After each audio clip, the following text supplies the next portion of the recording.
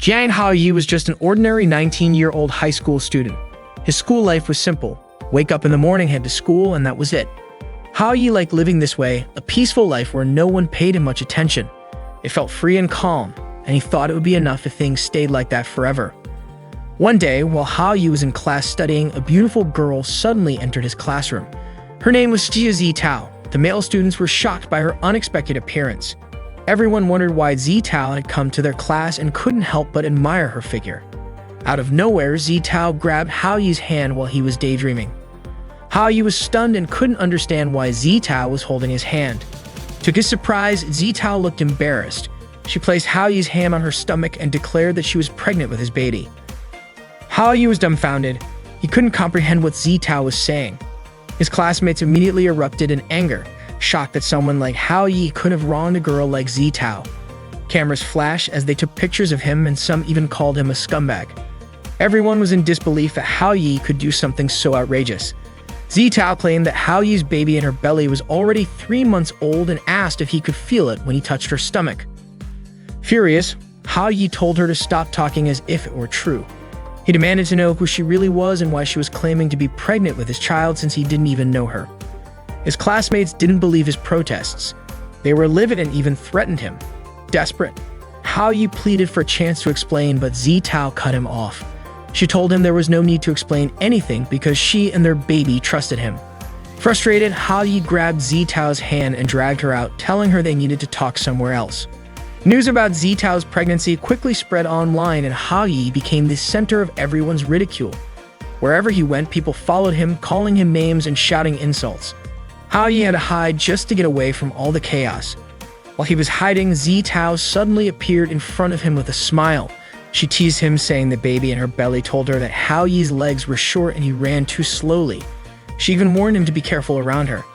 Exhausted, Haoyi begged her to stop with the nonsense. That same day, the school broadcast system called for Haoyi to report to the teacher's office immediately.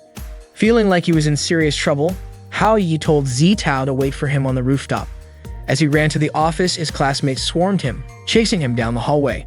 Strangely, Zitao watched from afar and thought Haoyi looked incredibly cool while being pursued. The students continued their chase, throwing objects at him to try and stop him. Confused about why they wouldn't let up, Haoyi spotted the janitor's cleaning supplies. Without hesitation, he grabbed a mop and stood his ground. The students laughed, mocking him for holding nothing but a mop handle. However, Haoyi threw the handle, knocking down several students in one hit. They groaned in pain, shocked by the unexpected attack. Haoyi argued that he was forced to do it since they wouldn't leave him alone. Suddenly, someone pulled him into the girls' restroom. It was Tang Suan, the sports captain, and her friends. They beat him up mercilessly. Suan demanded that Haoyi explain the news that had gone viral online. Haoyi insisted that he didn't know anything. Furious, Suan accused him of being heartless and not understanding her pain. Instead of responding, Haoyi's eyes drifted towards Suan's chest, and she punched him immediately. Annoyed, Suan reminded him that he used to call her by name when they were together, yet now he acted like he didn't know her. Her friends questioned why Suan never told them about Haoyi before. They were angry at Haoyi for making Suan cry and prepared to beat him up again. However, Suan stopped them, saying it was between her and Haoyi and they shouldn't interfere. Suan leaned down close to Haoyi, her voice suddenly soft and sweet. She told him to come clean about his relationship with Zitao, or she would do something much worse to him. Haoyi sat there, completely overwhelmed, unsure of how to escape the chaos surrounding him. Haoyi couldn't understand why Suan was doing this to him. Still, he insisted that he really wasn't close to Zitao. Hearing that, Suan hit Haoyi again. When the restroom door finally opened, Suan and her group walked out with Haoyi trailing behind them. Outside, the students were still waiting for him. Just as Haoyi stepped out, Lin Yuan, the smartest student in school, suddenly appeared, ran toward him, and hugged him tightly. Haoyi was bewildered, unsure of what was about to happen next. Yuan told Haoyi to come home with her because Xiao Hong and Xiao Ming missed him so much.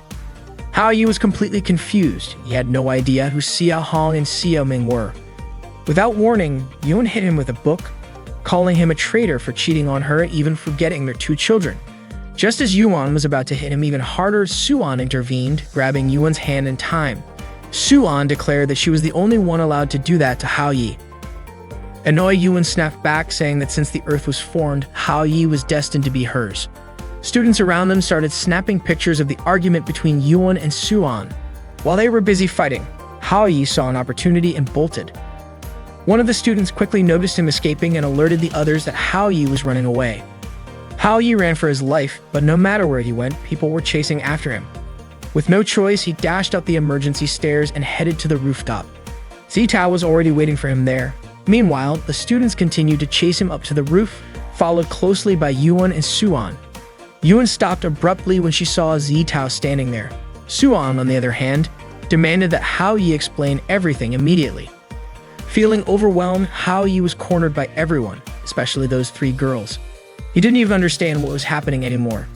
Desperate, Hao Yi shouted that he didn't know any of the three girls. He walked all the way to the edge of the rooftop and threatened to jump off to prove his innocence. However, the crowd, already furious with him, charged forward to grab him.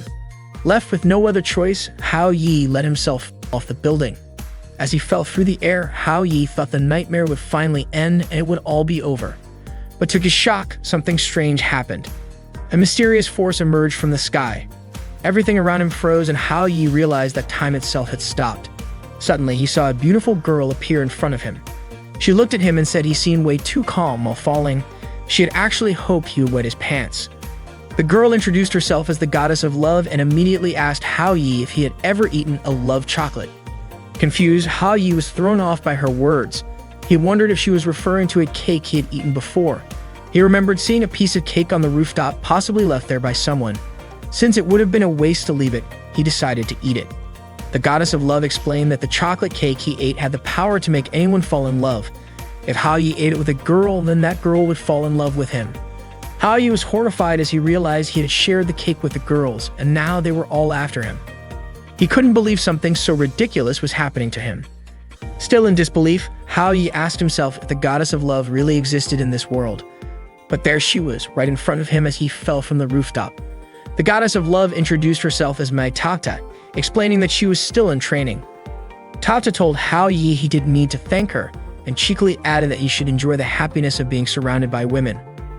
Frustrated, Hao Yi snapped at Tata, yelling that his peaceful life had been completely ruined because of her.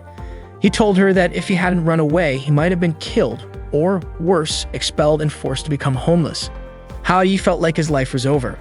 Tata, unimpressed, called him dramatic and insisted that his problems weren't impossible to fix. As long as Hao Yi could fulfill their wishes, the magic would disappear and Hao Yi would finally be free from them. According to Tata, it was really simple. Suddenly, Tata caught a whiff of food and was distracted. Hao Yi, irritated, said that if it was so easy, she should do it herself. Time, which had been stopped, resumed once again. The students chasing Hao Yi were in disbelief that he had actually jumped off the building. They rushed to check below, but he was nowhere to be found. They kept searching. Suan was baffled about where Hao Yi could have gone. She looked around but still didn't find him, and in the process, she bumped into Yuan. The tension between Suan and Yuan flared again as their rivalry over Hao Yi grew. Meanwhile, Hao Yi was hiding behind a tree, catching his breath as he scanned for Zitao. He was worried something terrible might happen to her. He imagined Zitao crying over him, heartbroken that he had so many other women in his life, and wondering what would happen to the baby she claimed to be carrying. Zitao, still on the rooftop, was indeed crying. When Hao Yi finally reached her, panting, Zitao was shocked but relieved to see he was okay. Hao Yi told her to meet him somewhere tomorrow. Zitao smiled and teasingly asked if this meant he was asking her out on a date. The next day, Hao Yi took Zitao to a hospital for a checkup. As they sat in the waiting room, people gave them judgmental looks. Some whispered about how kids these days had no self-control and caused all sorts of problems. Zitao leaned on Hao Yi's shoulder, and Hao Yi, staring at her, realized how cute she looked up close. Zitao asked him to take her to get the test results. Before Hao Yi could respond, Zitao commented on how kind he was and said she was sure he would make a great dad someday. The doctor suddenly appeared with the results, confirming there was no baby in Zitao's stomach. Hao Yi was ecstatic to hear this. Zitao, however, was puzzled, insisting she had felt a baby inside her. She quickly concluded it was her fault and vowed to try harder next time to get pregnant. She even suggested they buy something to speed up the process, claiming she knew all about it.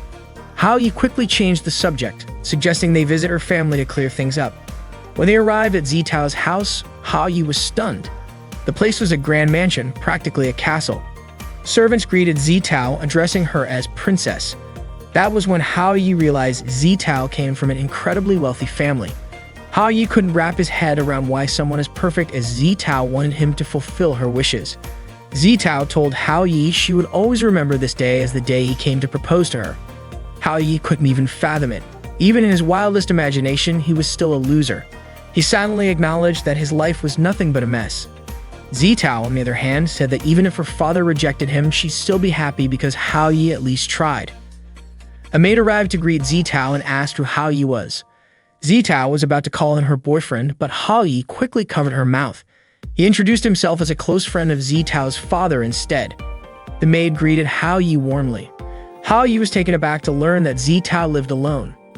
The maid explained that Zitao's father worked abroad and never returned home, and she pitied Zitao for it.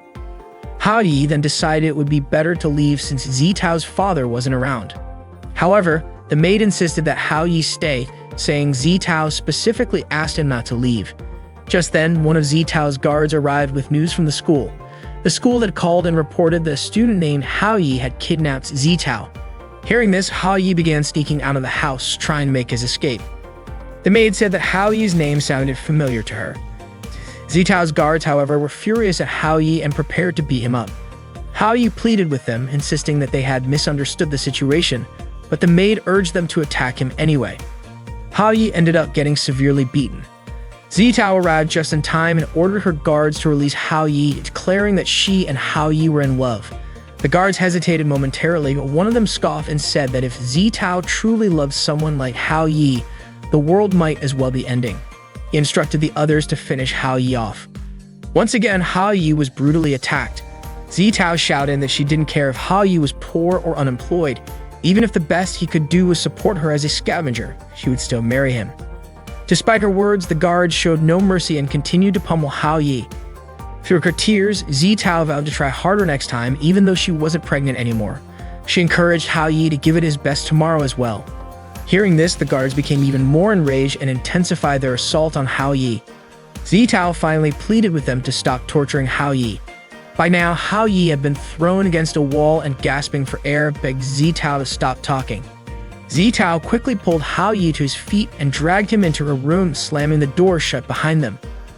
The guards pounded relentlessly on Zitao's door, demanding to know what Hao Yi was doing inside. Zitao refused to open it and declared that her love for Hao Yi was pure and true. Hao Yi panicked, clamped his hand over Zitao's mouth, begging her to stop shouting.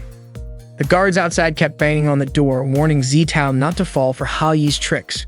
Meanwhile, Hao Yi let out a frustrated sigh and accidentally noticed an old calendar sitting on Zitao's desk.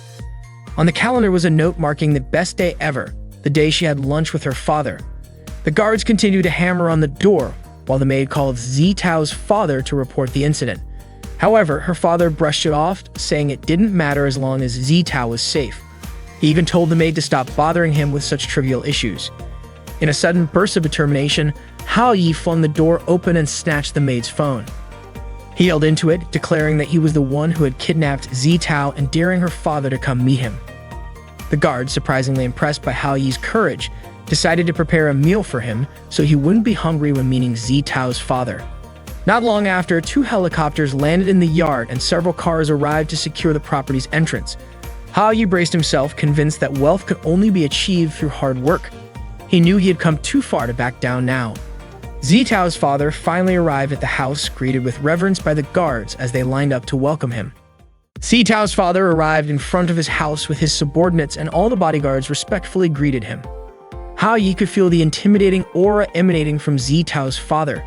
Zitao's father remarked that Hao Yi was quite bold for summoning him. He then ordered his subordinates to keep an eye on Hao Yi.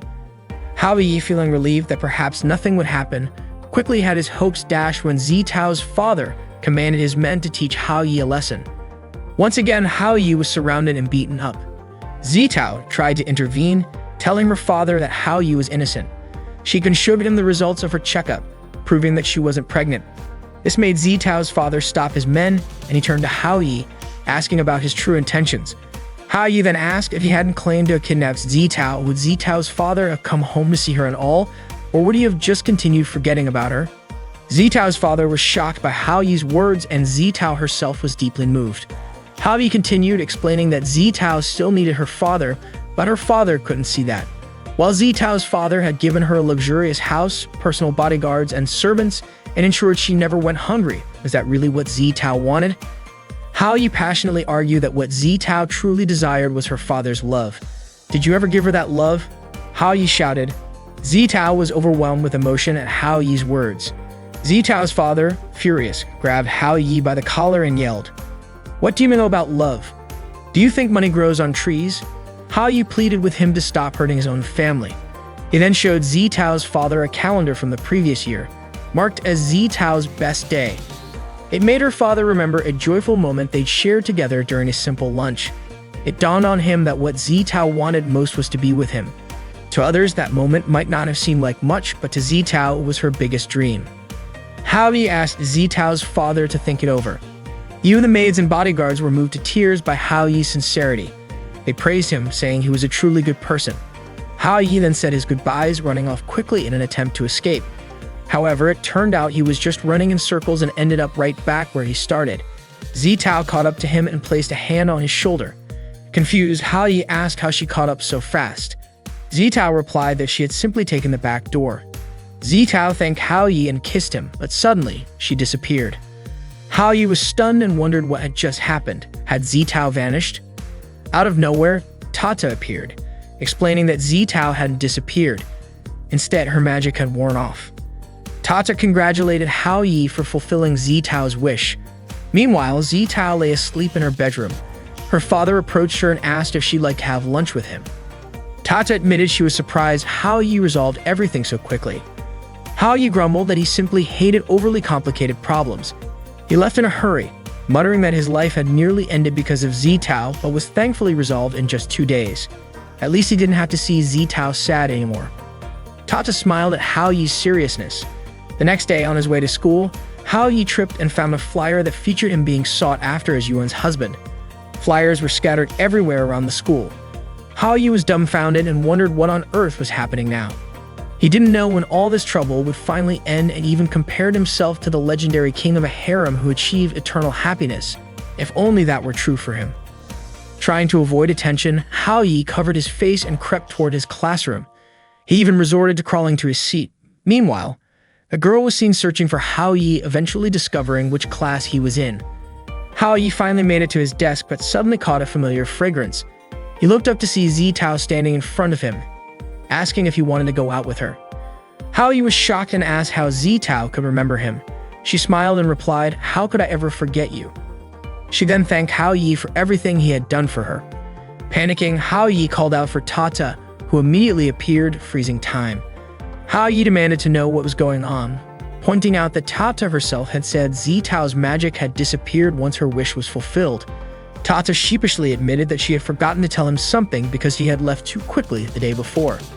When the love magic ended, the enchanted memories also disappeared, but normal memories remained intact. Everything that happened during those 2 days would not be forgotten by Zitao, which meant that whatever feelings Zitao had for Hao Yi came from her heart alone. Before Hao Yi could complain to Tata about all the trouble, Tata suddenly disappeared and time resumed as normal. Just as Zitao was about to ask why Hao Yi had mentioned Tata, Hao Yi quickly brushed it off, saying it was nothing important. Zitao concluded that Hao Yi had agreed to go out with her. Out of nowhere, someone appeared and threw a knife that narrowly missed Hao Yi. The girl's name was Aoying Shili. She called Hao Yi honey and asked why he hadn't invited her on his date. Shili then interrogated Hao Yi about his relationship with Zitao. Terrified, Hao Yi stammered that it was all a misunderstanding. Shili, however, declared that she would clear up the misunderstanding herself.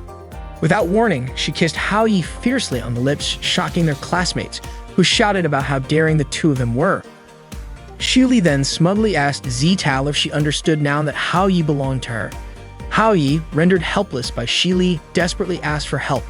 Just then, Shili's mother appeared and smacked a bag into Shili's face, telling her to stop what she was doing.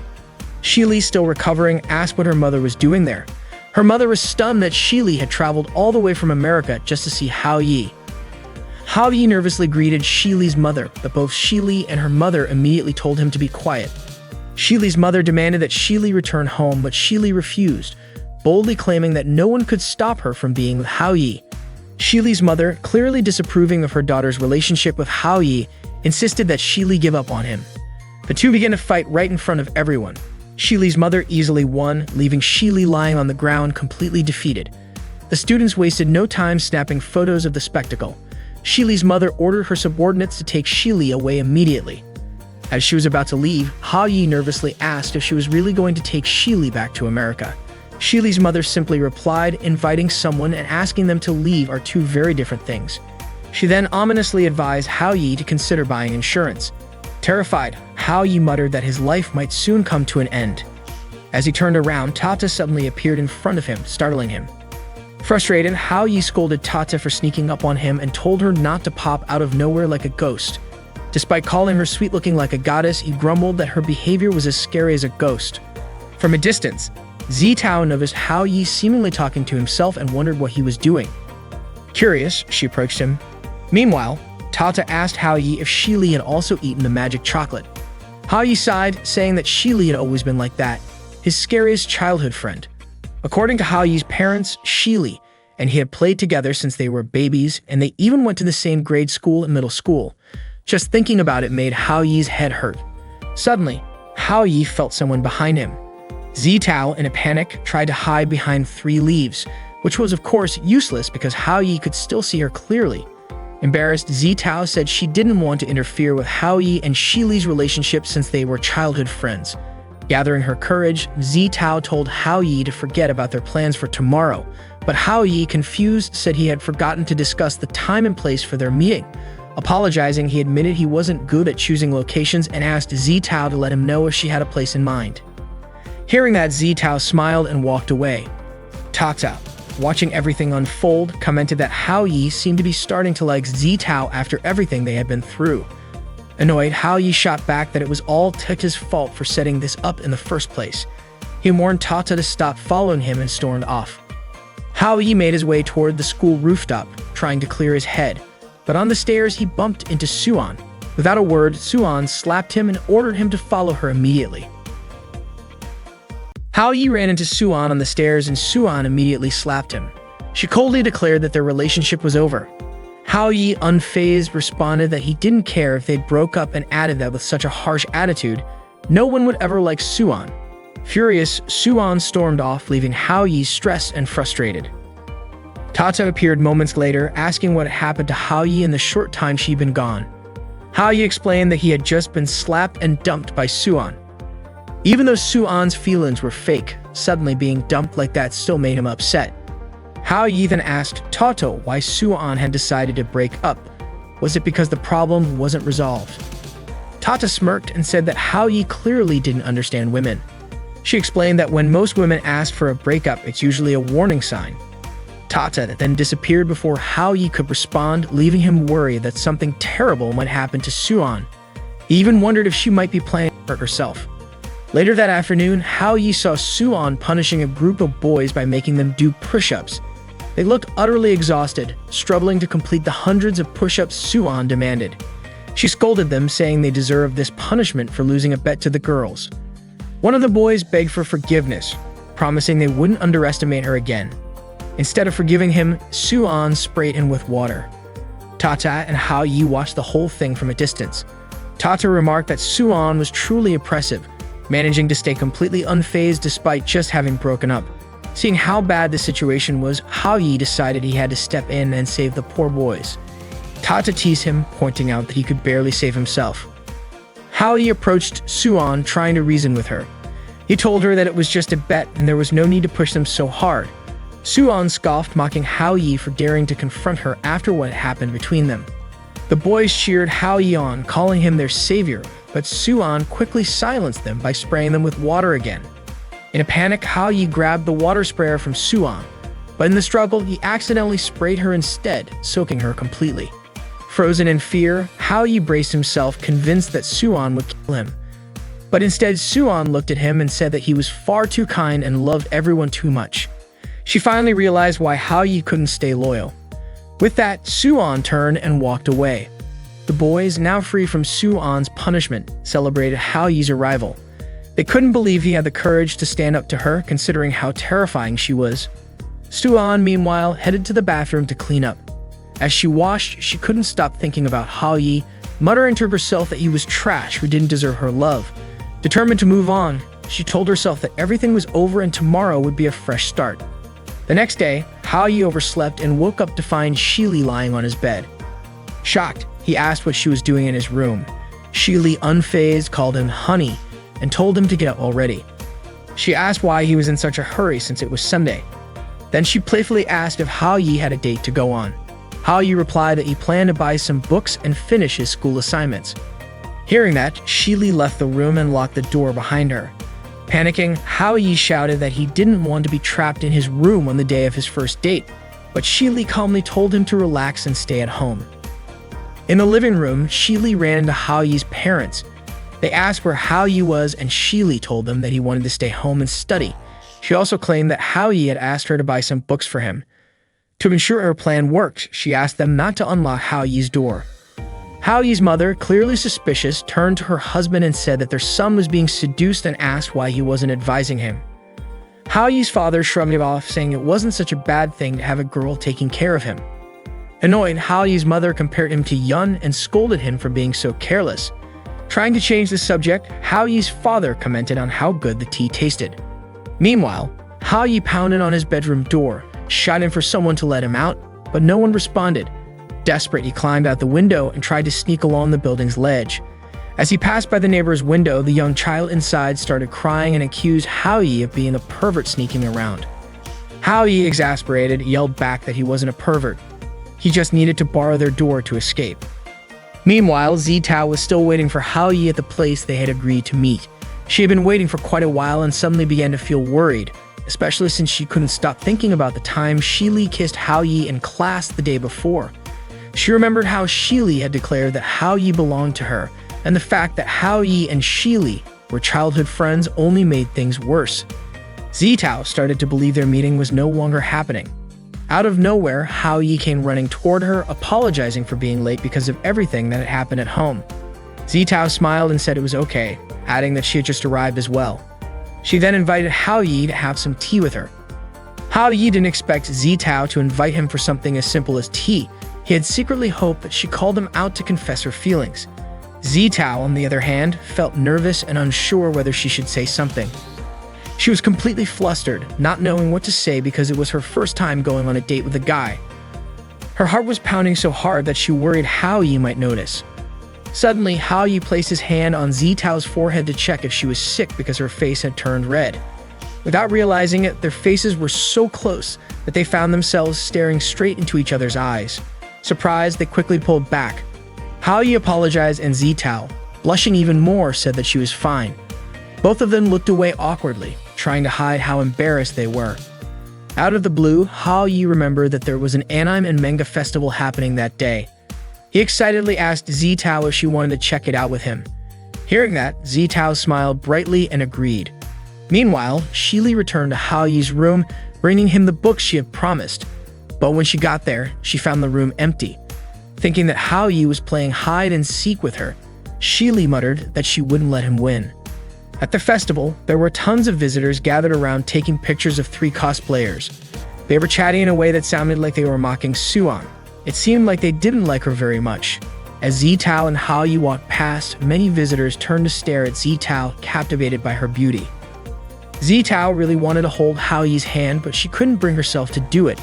Hao-yi also wished Zitao would hold his hand, and for a moment, he thought about taking the initiative himself.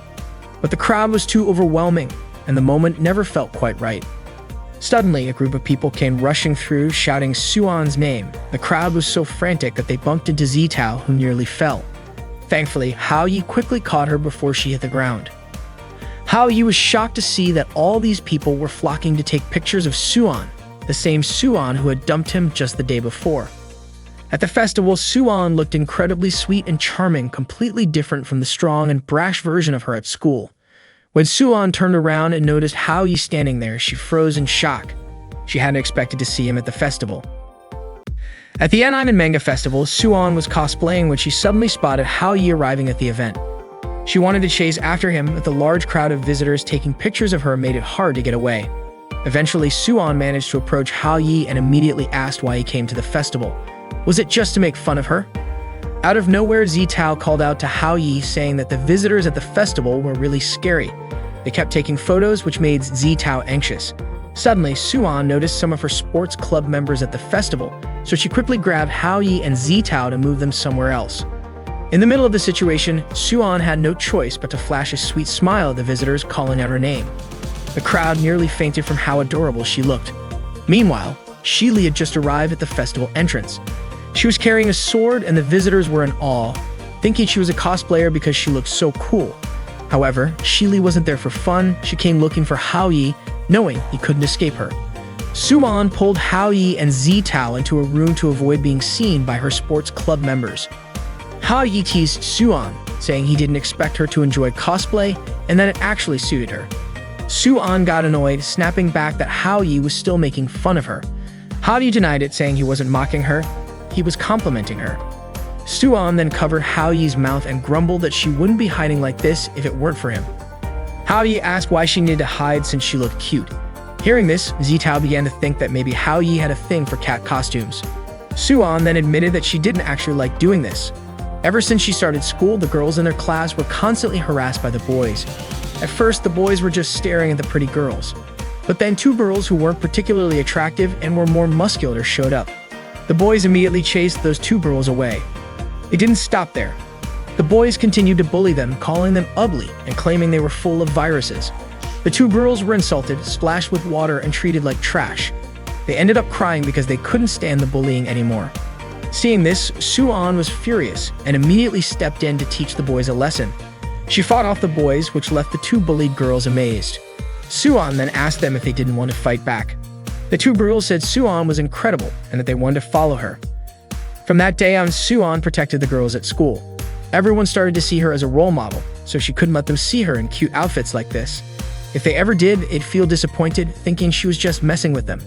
They would probably abandon her, leaving her completely alone. Hao Yi pointed out that even though Suan's intentions were good, she was still hiding her true self from others. He told her that she should show people who she really was instead of living in hiding like this. Suan shot back, saying someone like Hao Yi would never understand her feelings. She then called him a Capricorn and added that she absolutely hated him. Confused, Hao Yi asked what being a Capricorn had to do with anything. Suddenly, an announcement came over the loudspeaker saying that the 12th River City Women's Competition was about to start. Zitao quickly reminded them that the cosplay competition seemed like it was starting soon. However, Suan said it was pointless because the competition required 3 participants to enter. If they didn't have 3 people, they couldn't compete, which was why she always came alone to defend her title. But now she no longer had the right to participate. Zitao seemed to understand the situation and then came up with an idea. Since they needed 3 people, she suggested that she and Hao Yi join Suan to compete together. Suan was surprised that such an idea could work. However, Hao Yi thought it was impossible since he was a guy. But Suan didn't care. She immediately dragged Hao Yi to the dressing room to get him ready as a female cosplayer. While they were busy transforming Hao Yi, Shili spotted them. With a bit of persuasion, Hao Yi finally transformed into an incredibly adorable female cosplayer. Suan commented that Hao Yi looked so pretty, even she felt jealous of him. Zitao also agreed, saying Hao Yi looked stunning. When Hao Yi stepped out of the dressing room and saw himself in the mirror, he was completely shocked by his appearance. He practiced greeting the visitors with cute gestures and introduced himself as Gai. However, he couldn't help but feel disgusted with himself for acting that way. Unbeknownst to him, Shili was snapping photos of him from afar. Annoyed at Hao Yi for lying to her, she still couldn't help but admire his cross-dressing. She thought it was so cute that she could just eat him up in one bite. Shili decided she had a new plan to have some fun with Hao Yi. Suddenly, Suan burst into tears after discovering that the outfit she planned to wear for the competition had been torn. Zitao wondered who could have done something so cruel to Suan. Hao Yi recalled that there were people who didn't want Suan to win, so they resorted to dirty tricks like this. Hao Yi asked Suan why she didn't just wear another outfit since this one was ruined. However, Suan misunderstood him, thinking he was implying that someone like her wasn't suited to wear something like that. Hao Yi immediately clarified that he didn't mean it that way, but Suan, now upset, snapped that she didn't need his pity. She cried and ran off, leaving Hao Yi calling after her, but he couldn't stop her. The ones who ruined Suwon's outfit were the same girls who had been gossiping about her in the lobby earlier. They had planned this sabotage so they could win the competition themselves. Haoyi asked Zitao if Suwon's outfit was expensive. Zitao explained that the first time Suwon won, it was because she wore a costume she had made herself, which was irreplaceable to her. Suwon dropped the torn outfit and ran outside. Haoyi finally understood why Suwon was so determined to protect her secret. She was very careful about how others saw her. At that moment, Suwon seemed to have lost the will to fight back, but what mattered most was that they still needed to participate in the competition and win it. While in the bathroom, Haoyi tried to recall what a cosplayer needed to do. First, introduce themselves, then showcase their unique appeal as the main attraction. He still hadn't found Suwon, and Zitao hadn't managed to find a suitable outfit yet. It seemed like Haoyi would have to go on stage first. Suddenly, Tata appeared, startling him. Haoyi reminded her that she was in the men's bathroom. Tata nonchalantly asked if Haoyi was having trouble. Haoyi asked her how he could win the cosplay competition and surprise everyone.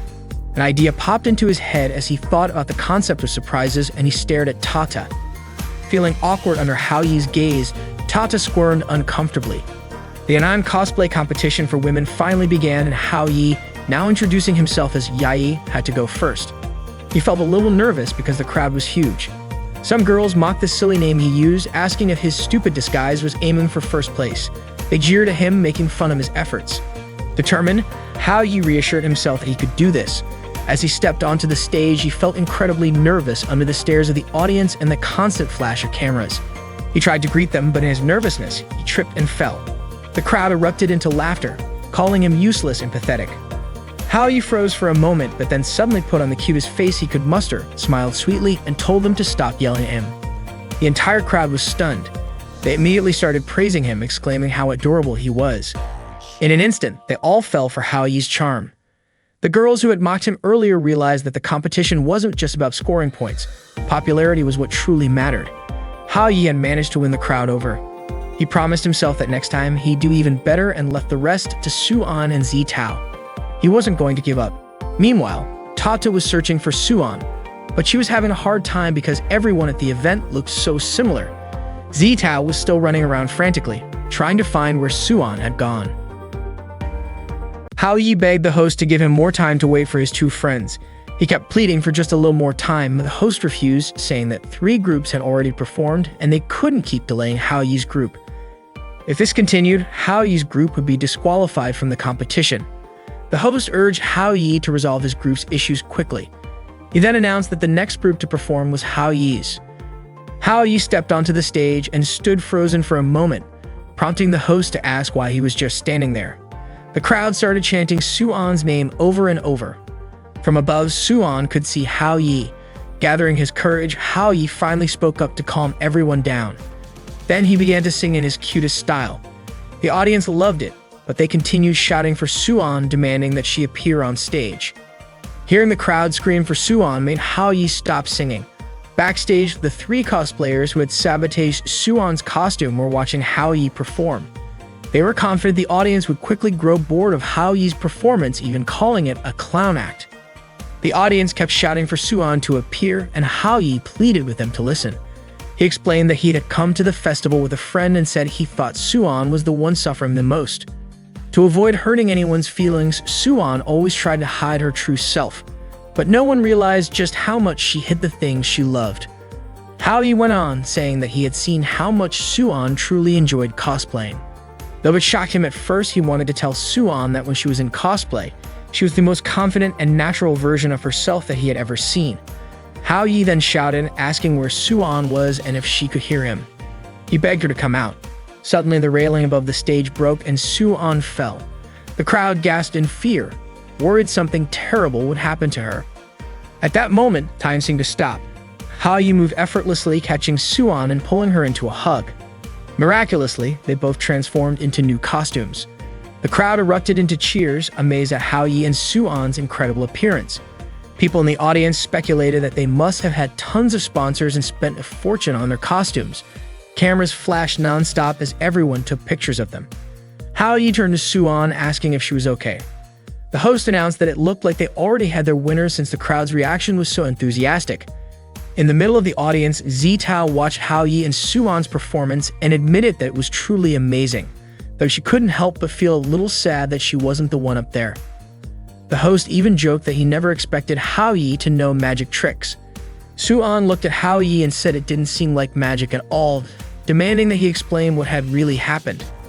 Hao Yi, however, couldn't bring himself to tell her. Tata, watching from backstage, sighed in relief, grateful that everything had been done just in time. Meanwhile, Shili was watching Hao Yi and Suan from behind the stage, annoyed that Suan had suddenly gained so much confidence after Hao Yi changed her look. Calling Suan slag, Shili muttered that she wanted to cut Suan in half. Suddenly, Shili overheard some girls talking about Suan.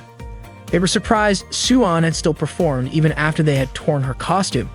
They admitted that Hao Yi looked really cute and even discussed inviting Hao Yi to join their group next time. They couldn't stop gushing about how sweet Hao Yi was. Hearing this, Shili grew furious. Realizing that these girls were planning to steal Hao Yi, she decided to teach them a lesson. In the dressing room, Suan was visibly exhausted after the competition. Hao Yi asked her if she was okay, reminding her that they had won.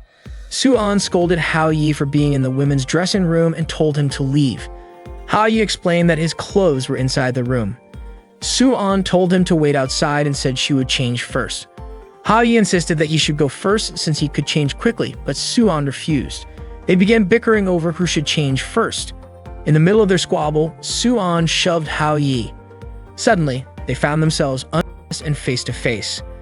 Suan froze for a moment before slapping Hao Yi across the face. Suan quickly shut the door, but Hao Yi shouted that his clothes were still inside.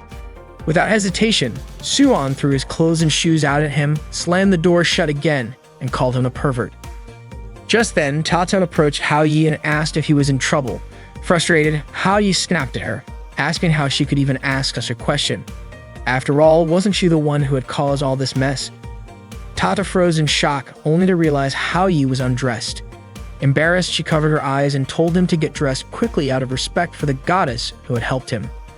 Hao Yi, still annoyed, blamed Tata for not warning him that the outfit would disappear after some time. Apologetic, Tata admitted she wasn't very skilled with magic and often made mistakes when nervous. She confessed she had the lowest rank among all her peers. Hao Yi softened and reassured Tata that it wasn't her fault. He admitted that if she hadn't shown up at the right moment, he wouldn't have been able to save Suan. Hao Yi then thanked Tata, acknowledging that it was thanks to her always watching over him. Tata found herself marveling at how strange humans could be. Zitao then approached Hao Yi, inviting him to head home. Hao Yi suddenly realized he had forgotten about her entirely. He asked if Suan would be joining them on the way back, but Suan told him to go ahead without her. Curious, Suan asked why Hao Yi would even consider inviting her to walk home with him. Little did she know 3 girls who had earlier sabotaged her outfit were trapped inside the wardrobe where she had changed. Apparently, Shili had locked them in there. Meanwhile, Hao Yi only escorted Zitao as far as the station because he had something else to do. Zitao assumed it must be related to Suan. Before parting ways, Zitao thanked Hao Yi for walking her to the station, saying she had a wonderful day. As she left, Hao Yi found himself thinking about how considerate Zitao was.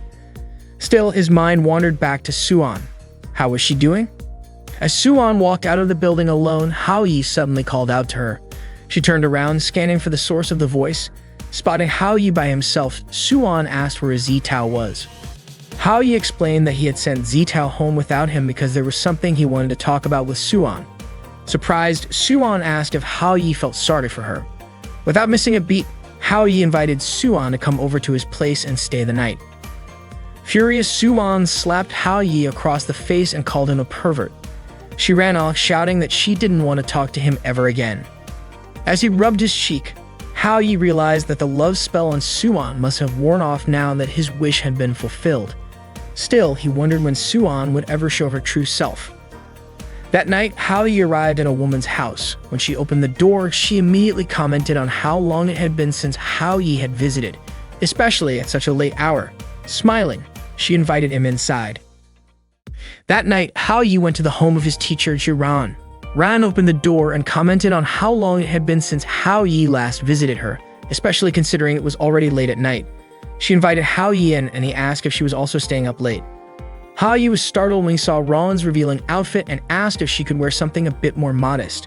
Rain responded by asking what exactly Hao-yi was worried about, especially since it was just the two of them in the house. It became clear to Hao-yi that Rain hadn't changed at all. Rain's house was a complete mess, filled with trash from food and drinks. Hao-yi couldn't believe how long it had been since Ron last cleaned. He was suddenly shocked to see a bride lying on a chair. He thought to himself that it was no wonder Ron was still single. Her life was so chaotic. The sink was overflowing with dirty dishes and her fridge was empty. Hao-yi remarked that even a mouse would starve if it lived in her house. Ray then asked why Hao-yi had come to see her. Was it because his new girlfriend, Shili, was bothering him again? Hao-yi quickly clarified that Shili wasn't his girlfriend. She was just a childhood friend.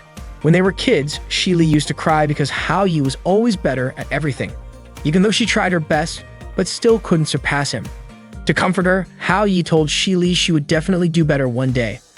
A few days later, Hao-yi noticed something strange about Shili. He was puzzled as to why she kept chasing him and hitting him. Shili yelled at him, accusing him of lying to her.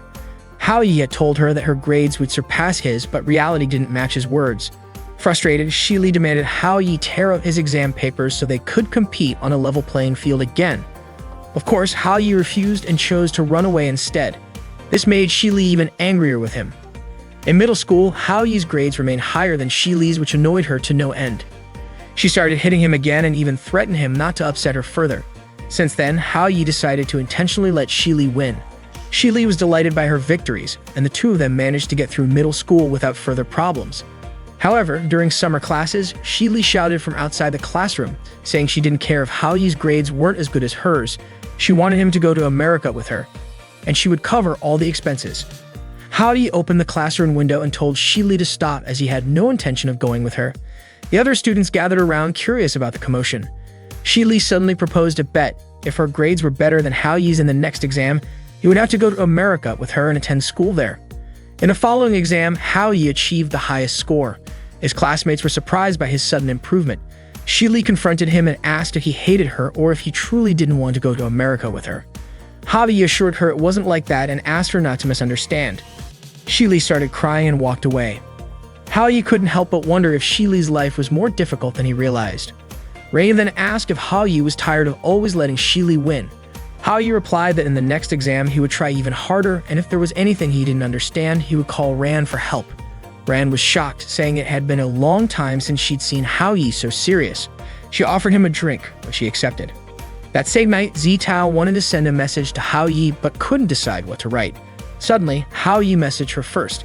Zitao felt touched by Hao-yi's thoughtfulness. Even though she was happy that Hao-yi had helped Suan, she secretly wished she could have Hao-yi all to herself. Meanwhile, a drunk Ron started getting closer to Hao-yi. He told her to stop acting wild because it wasn't funny at all. He explained that he came over because of a friend. Hearing the word friend, Rain began to wonder if Hao-yi had someone else in mind. She mentioned that Hao-yi was quite attractive, and because he was kind and friendly, it wasn't surprising if he had made girlfriends. Hao-yi asked her to stop saying nonsense, especially since he considered himself a loner. Rain eventually fell asleep from drinking. The next morning, when Hao-yi was about to leave, Rain intentionally called out to him loudly, referring to him as darling. Everyone nearby started gossiping, calling Hao-yi a shameless young man, assuming he was in a relationship with an older woman. Frustrated, Hao-yi ran away to avoid further embarrassment. That day, Suan was leading a training session with her sports club members. Her leadership style had softened a bit compared to before. Two male students noticed the change, commenting on how Suan had looked intimidating and stern during practice just the week before. Suddenly, Suan approached them, noting how energetic they seemed. Without warning, she punished them by assigning them an extremely heavy weight to lift. Everyone cheered for the two male students as Suan encouraged them, saying that since they were training with the girls, they needed to set a good example. The boys muttered that Suan's idea of encouragement was more like torture. Suan overheard them, smirked, and playfully tickled one of them before patting his back and telling them to give it their all. Hao-yi then arrived looking for Suan. Without hesitation, Suan dragged Hao-yi outside. Hao-yi asked why she was pulling him away. Suan replied that they had already broken up and it would be awkward if others saw them together. She suggested they talk elsewhere. Out of the blue, Hao-yi announced that he wanted to challenge the entire club to a bet. He explained that he would compete against anyone in the club, and the loser would have to fulfill the winner's request without question. Hao-yi then laid out the rules. if any of them outperformed him in the upcoming midterm exams, they would win. Suan's friends were confused about why Hao Yi was dragging them into it. Hao Yi continued, adding that if he didn't get the highest score in the school, they would also win. He teased Suan, asking if those rules weren't already in her favor. The male students thought Hao Yi was crazy, calling it academic suicide, especially since Lin Yuan was ranked first in the school. Hao Yi asked who among them would step up to protect Suan. Suan was baffled by Hao Yi's logic. It was clear he would lose, especially since one of her subordinates, Xiao Xu, was in the school's top 10 rankings. Suan's friends urged her to accept the challenge, promising they would back her up. Suan reluctantly agreed. Hao Yi left, saying he would return in a week. From that moment on, Hao Yi focused entirely on studying. Later, Hao Yi was studying in the library and Zitao happened to be there too. She overheard some students talking about Hao Yi, saying he had made a bet with Suan. They mentioned that if Hao Yi didn't get the top score, he might even get expelled, which was why he was so determined to study. Suan observed Hao Yi from behind a bookshelf, still unsure of what was going through his mind. That evening, heavy rain poured down unexpectedly, even though it had been sunny earlier. Hao Yi, still studying, decided to go to bed early to prepare for the exams the next day. As he moved to close his window, he noticed Shili standing outside in the rain. Without hesitation, he grabbed an umbrella and went downstairs to meet her. Seeing Hao Yi, Shili ran toward him and hugged him tightly. She confessed that someone had insulted her again and asked if she was a disappointment despite her efforts to change. Hao Yi understood how Shili felt. He assured her that she wasn't a disappointment and embraced her, telling her to stop dwelling on negative thoughts. That morning, Hao Yi was on the train heading to school. Still groggy from the night before, he recalled how he had escorted Shili home. Shili's mother had thanked him, explaining that Shili had been unwell lately and she couldn't let her go to school alone. Meanwhile, Suan was washing her face, her mind wandering to thoughts of Hao Yi, when suddenly, one of her club members informed her that Hao Yi had just arrived at the school gate. Zitao approached Hao Yi, noting that he looked exhausted. Concerned, she asked if he was sure he could handle the exam in his condition. Hao Yi reassured her that he was prepared. Not long after, Suan and her sports club members intercepted him. Suan told Hao Yi that he still had a chance to change his mind, but one of her clubmates interjected, saying it was already too late. They were eager to see him fail. Hao Yi didn't say a word and simply walked past them, prompting the club members to call him a coward. Suan, however, remained curious about what was going through his mind. The exam began with Ran supervising Hao Yi's class. She suspected that once Hao Yi focused, he might surprise everyone. To Ran, there was something undeniably endearing about Hao Yi.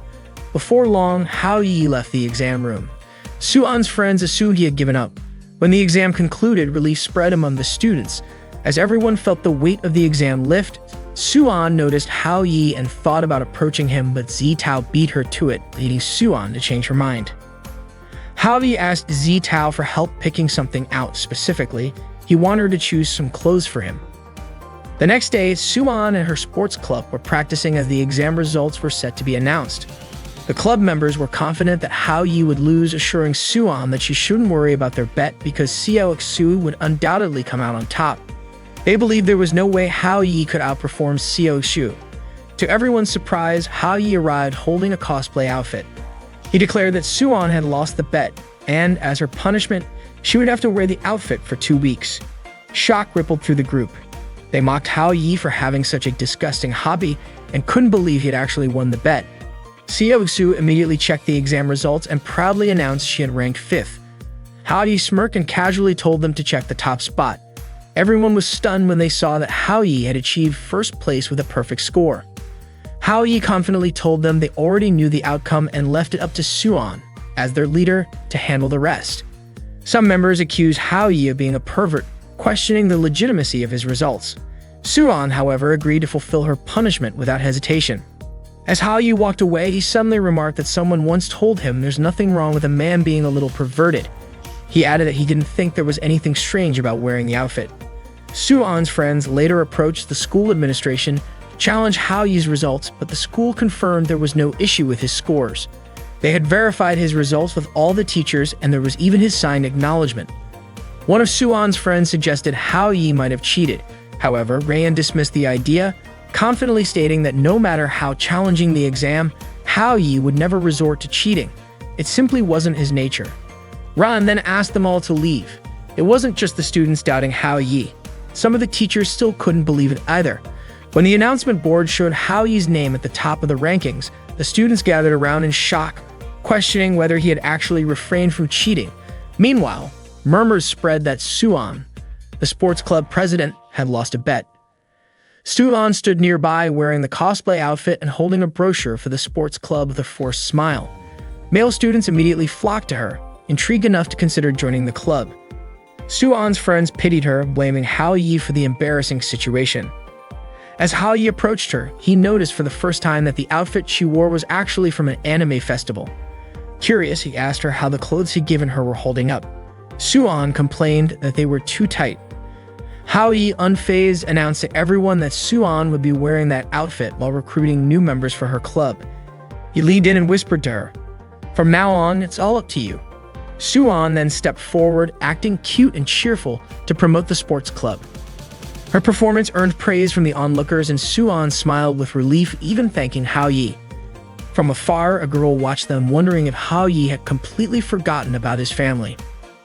Later that evening, Hao Yi felt drained. He confided in Tata, telling her about the 2-week cosplay punishment he'd given Suan. Tata teased him, saying that he was already losing his edge with Suan, and that he couldn't use the same trick twice. Confused, Hao Yi pondered whether he needed a new plan. Suddenly, Zitao showed up and asked what was going on.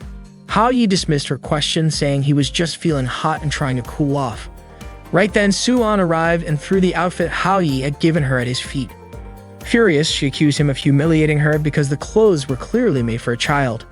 Hao Yi tried to explain himself, turning to Zitao for backup, but Zitao, visibly nervous, excused herself, saying she had to leave for dinner with her dad.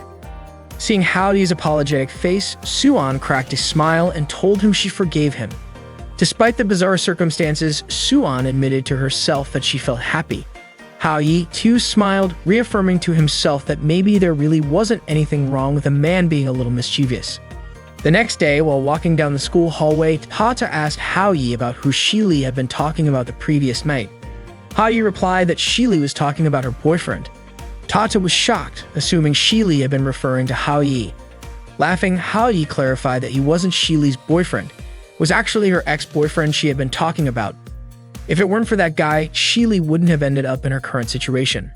Out of nowhere, 2 little kids ran up to Hao Yi, calling him Dad.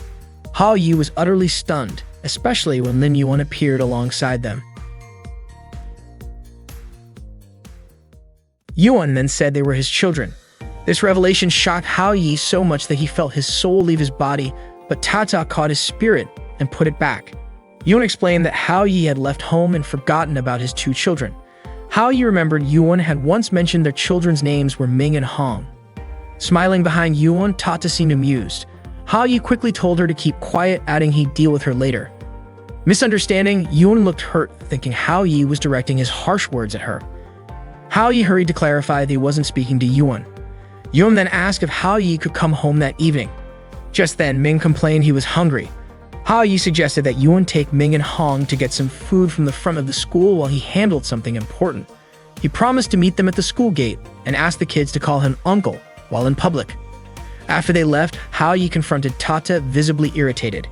He demanded to know how much more she was hiding from him and why she kept complicating his life. Tata apologized, saying she'd been too busy to inform him earlier. She explained that the contract's primary purpose was to fulfill the wishes of the girls involved. If time passed and the contract remained unfulfilled, the magic would activate and their wishes would automatically come true. Hao Yi was baffled and frustrated, struggling to comprehend how such a ridiculous rule could exist. Worse, fulfilling these contracts seemed to be cutting his lifespan in half. Tata calmly said it wasn't as bad as it seemed, and in Hao Yi's words, could simply be considered delusions manifesting. Meanwhile, Yuan showed Ming and Hong the school announcement board, pointing out that their dad, Hao Yi, was ranked first, while Yuan herself was second. Hong praised both of them for being so amazing. Ming quickly reminded Hong to refer to Hao Yi as uncle, and Hong nodded, agreeing to comply. Yuan then received a phone call asking her to report to the office immediately. Before leaving, she instructed Ming and Hong to stay put and not wander off. The 2 kids promised to follow her instructions. However, as soon as Yuan left, Ming dashed off, announcing he would find Hao Yi. Hong, alarmed, chased after him.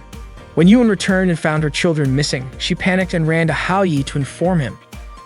Apologizing profusely, Yuan explained that Ming and Han had disappeared while she was gone for a short time.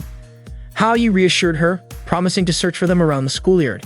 He asked Yuan to wait by the school gate, as the children might have returned there. Hao Yi assured her nothing bad would happen. Elsewhere, Zitao was strolling through the school grounds when she noticed Hong crying. She stopped and gently asked Hong why she was upset. Hong explained that she couldn't find her uncle. Zitao immediately offered to help her search, which made Hong light up with gratitude. Meanwhile, Ming had finished a canned drink and wandered into the school's chemistry lab. Imagining himself as a superhero, he accused the people inside of being villains who had kidnapped his dad. The lab workers, confused, told him to leave. But in Ming's mind, this was a battle against evil. He hurled marbles at them, one of which hit a chemical flask, causing a reaction.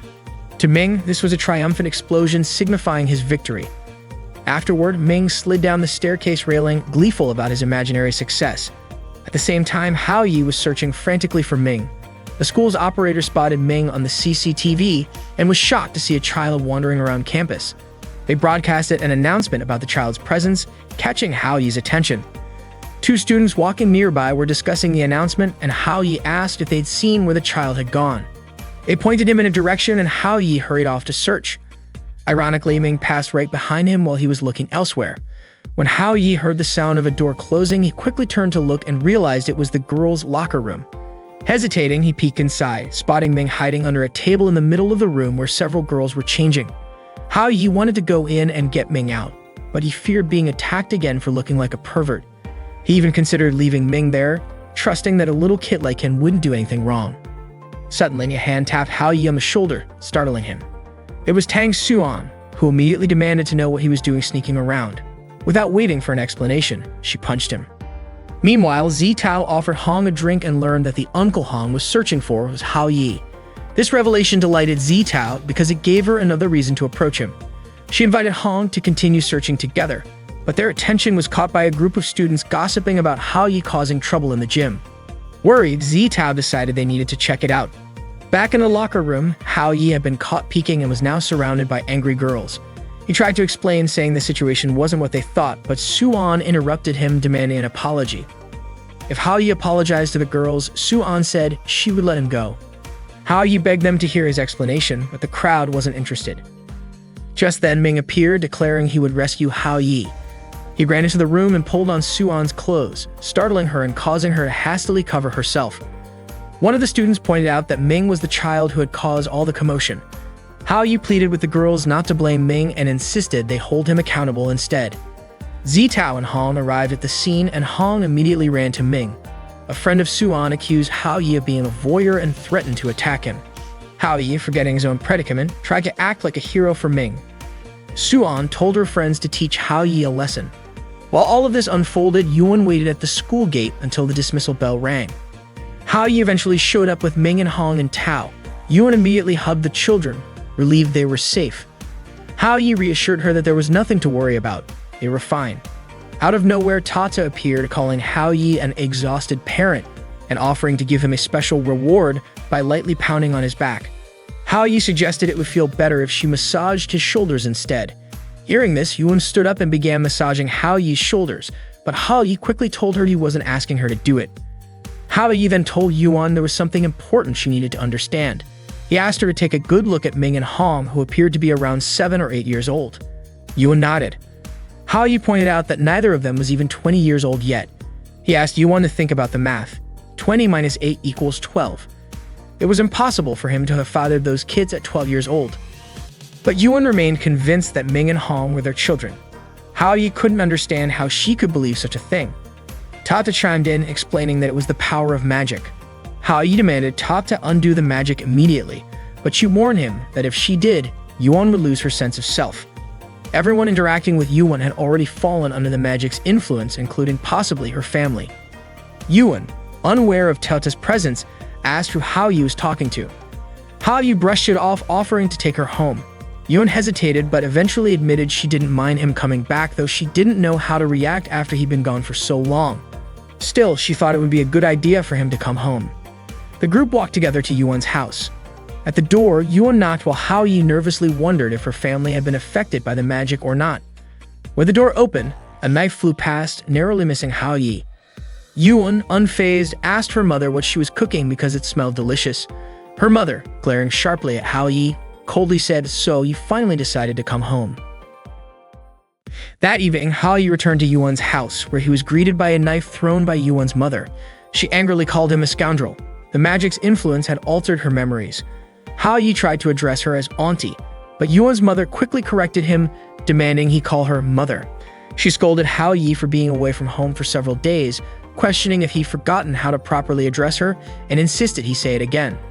Yuan's mother continued to berate Hao Yi, while Yuan tried to shield Ming and Hong's eyes from witnessing the scene. Yuan asked her mother to stop because Ming and Hong needed to finish their homework after dinner. Reluctantly, her mother backed down, told Hao Yi to come inside, and invited him to dinner. Hao Yi thanked her, almost addressing her as auntie again, but quickly corrected himself, calling her mother. It was Hao Yi's first time seeing Yuan's modest home. Yuan prepared dinner and warmly welcomed Hao Yi back. Meanwhile, in her room, Zitao was debating how to approach Hao Yi. She wanted to invite him on a date next Sunday, but couldn't muster the courage to ask him directly. She considered calling him, but worried it might disturb him, especially if he was already asleep. She also feared rejection if she brought it up. Zitao felt utterly confused about what to do. Back at Yuan's house, Hao Yi suddenly sneezed, a sign someone might be thinking about him. Yuan asked if he had caught a cold. Hong innocently suggested that Hao Yi would feel better if Yuan kissed him. Embarrassed, Yuan told the kids not to say such things and instructed them to finish their chores. While cleaning, Yuan and Hao Yi's hands accidentally touched, making them both feel awkward. Yuan's mother noticed the subtle interaction and announced that she was heading to her aerobics class at the plaza and would be back late. Ming asked Hao Yi for help with his homework, explaining that he had been trying to solve the problems every night. Yuan told the kids to go to bed soon and not to bother Hao Yi, but the children were eager to play with him since it was Saturday the next day. Unexpectedly, Yuan began changing her clothes in front of Hao Yi. Flustered, Hao Yi quickly urged the kids to follow Yuan's instructions and head to bed. He then left the room to watch TV. On the news, a segment aired about a young unmarried couple in their 20s who had eaten forbidden fruit. Hao Yi was puzzled by the relevance of such a story. Yuan, now dressed in a revealing outfit, approached Hao Yi and suggested he rest since she doubted her mother would return that night. Hao Yi was startled and wondered if Yuan was implying he should share a bed with her. The thought overwhelmed him. Yuan apologized for the house being too warm and began fanning Hao Yi.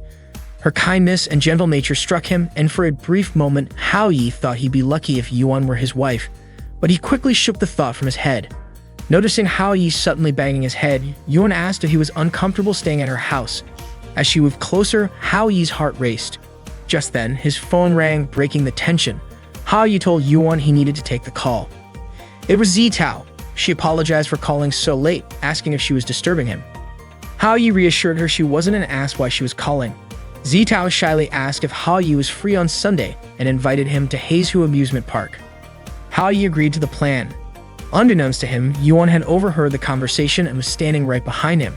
She asked what was going on. Startled, Hao Yi stammered that someone had simply asked him to return home. Yuan then asked Hao Yi to promise her that he would take the kids to Heizu Amusement Park on Sunday, since it had been a long time since they'd gone anywhere together. Hao Yi was confused because he had already agreed to meet Zitao on Sunday. He felt torn, caught between two conflicting thoughts. On one hand, he had to take care of the kids since they were supposedly his, and as a father, he couldn't neglect his responsibilities. On the other hand, Hao Yi realized that these children weren't actually part of his life, and he needed to make Zitao, the beautiful and wealthy woman, fall in love with him. That way, Hao Yi's position would dramatically rise to the top. His mind was racing back and forth between whether to spend the day with Yuan or with Zitao. In the end, Hao Yi decided to go with Yuan. Yuan, however, reiterated that they would be bringing the kids along. Meanwhile, Zitao was busy picking out an outfit for her date with Hao Yi. Suddenly, Hao Yi called her. He apologized for calling so late, but Zitao said it was fine since she hadn't gone to sleep yet. Hao Yi was about to explain his plans for Sunday, but paused when he remembered what Zitao's maid had said, that Zitao didn't have many friends and often felt sad being alone at home. Suddenly, Zitao started crying and said that if Hao Yi was too busy, he didn't have to come. Hao Yi immediately decided that he wouldn't be late and reminded Zitao not to be late either. Zitao smiled, and Hao Yi couldn't believe how those words came out of his mouth so naturally. As Hao Yi walked home, Yuan told him to be careful on the road. Hao Yi, walking home, was deep in thought, realizing he had to handle both situations at the same time. Sunday arrived. By 8:50 a.m., Hao Yi, Yuan, and the kids had already arrived at Haesu Amusement Park. Ming and Hong were really excited to see all the rides there. It wasn't long before the clock hit 9 o'clock a.m., marking the start of Hao Yi's operation. Ming asked which ride they would go on first. Hao Yi suggested they start with the Ferris wheel to get a view from the top. They were amazed by how high the ride went. Hao Yi had already planned everything out. He needed to meet Zi Tao at 10 o'clock a.m. So the plan was to take them on one ride after another for the next hour. While riding the water wheel, Hao Yi got scared and accidentally hugged someone's leg, thinking it was a pole. The person turned out to be someone's boyfriend, and he got angry at Hao Yi for grabbing his leg. Hao Yi quickly let go. Yuan was upset and asked what Hao Yi had done in front of the kids. She immediately scolded him. When they got off the water wheel, it was 9:27 a.m., meaning Hao Yi didn't have much time left. Yuan asked if he was okay. Hao Yi reassured her that he was fine and suggested they continue with the next rides. They went on various attractions, spinning teacups, swings, roller coasters, and other extreme rides, until 9:53 a.m. After all those rides, Hao Yi felt really nauseous. Yuan asked if he was alright, but Hao Yi couldn't answer. He just covered his mouth and rushed to throw up. Suddenly, food started raining down on Hao Yi. Tata appeared and commented, saying life was short, so why was Hao Yi suffering like this? She said all the food was for him. Hao Yi, irritated, told Tata not to mess with him. Then, a watermelon fell on his head. Tata explained that she came to offer advice, but Hao Yi hadn't even thanked her. Hao Yi replied that he didn't have time to talk to her since he only had 10 minutes left and needed to meet Zi Tao. Tata asked if Hao Yi was sure about his plan and if he needed help. Hao Yi responded by saying Tata shouldn't underestimate people, and from then on, he just wanted to follow his lead. Hao Yi's plan was simple. At 9:53 a.m., he would sneak out of the souvenir shop. At 9:55 a.m., he would jump the fence from the alley to the plaza. At 9:57 a.m., he would pass through the carousel area. At 9:58 a.m., he would quickly pass the vendors. At 9:59 a.m., Hao Yi would still have 1 minute to meet Zi Tao. Hao Yi hopes Zi Tao would be like most girls and show up a little late for a date. That would give him just enough time to fix his hair. Finally, at 10 o'clock a.m., Hao Yi met Zi Tao. It was exactly 9:59 a.m. and Hao Yi still had 1 minute left before meeting Zi Tao. He thought Zi Tao would probably be like most girls and show up a little late for their date. Finally, Hao Yi arrived on time to meet her. Apologizing for making Zi Tao wait, he was surprised when she said it was her fault for arriving too early. For Zi Tao, the date that day was incredibly special because there was something important she wanted to share. Hao Yi began to wonder if that important thing might be a confession. Zi Tao, on the other hand, felt unsure of what to do. She thought about confessing her feelings to Hao Yi but felt too nervous to go through with it. Just as Zi Tao was debating with herself about whether or not to confess, someone suddenly approached them. The person mentioned that the amusement park was holding a photography event and asked if they were interested in having their picture taken. They advised Hao Yi and Zi Tao not to look too stiff, since it wasn't supposed to be like an ID photo. The photographer even asked them to stand closer together, saying couples should look intimate. As Hao Yi and Zi Tao moved closer, the photographer insisted they get even closer, adding, "Aren't couples supposed to look affectionate?" Hao Yi thought the photographer must have assumed they were a couple. He couldn't help but wonder, could someone as wealthy and elegant as Zi Tao really fall for me? Then, to his surprise, Zi Tao posed by hugging Hao Yi and asked if that was the kind of pose the photographer had in mind. The photographer gave a thumbs up and prepared to take their photo. Suddenly, a gust of wind blew Zi Tao's hat off and Hao Yi instinctively caught it. In doing so, his face accidentally moved closer to hers. Zi Tao smiled, thanked him, and unexpectedly kissed him. Hao Yi rushed to the restroom to splash water on his face. He was puzzled by Zi Tao's behavior. Why did she kiss me all of a sudden? He found it hard to believe that the most beautiful girl in school could like him. It seemed impossible and made no sense at all. Out of nowhere, Tata appeared and teased Hao Yi, calling him a fool and saying even a god wouldn't be able to save him. Hao Yi asked if it was all just a coincidence. After all, everything he did was just to help Zi Tao, so there was no reason for her to fall for him. It simply didn't make sense. If it were true, then all the single guys in the world would be doomed. Hao Yi concluded it must be the effect of the chocolate cake. But Tata rolled her eyes and insisted that the chocolate had nothing to do with Zi Tao's actions. She called Hao Yi stubborn and reminded him she had explained everything to him before. Tata then asked, "Don't you realize all the girls are into you? All their affection is piling up and it's only a matter of time." Hao Yi suddenly remembered he was almost out of time. Yuan and the kids were probably still waiting for him. He quickly headed to the souvenir shop to pick out some gifts. As he browsed through the items trying to choose the perfect ones for the kids, Zheng Dong appeared and called out to him. Zheng Dong asked what Hao Yi was doing there. He then said there was something serious he needed to discuss. Hao Yi sensed it was something important. Zheng Dong explained that Du Yus had returned from America and he was certain Yus would hurt Shi Li again. Zheng Dong declared that no matter what, he wouldn't let that happen. Hao Yi tried to calm him down, saying there was no guarantee things would turn out the way Zheng Dong imagined. Zheng Dong then surprised Hao Yi by saying he was entrusting Shi Li to him. Hao Yi protested, pointing out that Zheng Dong was the one who liked Shi Li, so he should be the one to handle it. Zheng Dong hesitated and explained he couldn't go because of his friend's wife, adding, "I'm not that kind of guy." He placed his trust in Hao Yi to look out for Shi Li. Just then, Hao Yi noticed Suan in the same store. He called out to her, and she asked why he was there. Hao Yi explained he was talking to his friend, but Suan's companion didn't believe him. They accused Hao Yi of being a pervert, insisting he must have been following Suan. Hao Yi denied it, trying to convince them it wasn't what they thought. Suddenly, Zitao called him. At that moment, Hao Yi found himself dealing with 3 women at once: Zitao, Suan, and Yuan. He was racking his brain over how to divide his time between them, especially since both Zitao and Yuan had been waiting for him for quite some time. He had no idea what to do. Suan noticed Hao Yi's restless expression and asked why he seemed so anxious and what was on his mind. Without hesitation, Hao Yi grabbed Suan's hand and said he needed her help. Suan's friend, however, became furious and immediately told Hao Yi to let go of Suan's hand, thinking he was doing something inappropriate to her. Hao Yi tried to explain that it was just a misunderstanding. Meanwhile, Zitao kept calling him, but Hao Yi wasn't answering. Zitao began to wonder if she had scared Hao Yi away. Feeling uneasy, she decided to leave. Just as she was about to go, someone appeared in front of her. She thought it was Hao Yi, but it turned out to be Suan. Surprised, Zitao asked why Suan was there. Suan explained that Hao Yi had something urgent to take care of and was in a big rush, so he had asked her to keep Zitao company. Suan also admitted she was curious about what Hao Yi was up to. Zitao thanked Suan for staying with her. Suan sat down next to Zitao and told her not to worry about Hao Yi. She complimented Zitao's outfit, saying she looked beautiful that day, then asked if Zitao and Hao Yi were on a date. Embarrassed, Zitao quickly clarified that they weren't dating and had only run into each other by chance. Suan chuckled and said Zitao didn't need to explain herself. Smiling, she teased that she felt guilty for stealing time that Zitao could have spent alone with Hao Yi. In truth, Suan was frustrated with Hao Yi but tried not to show it.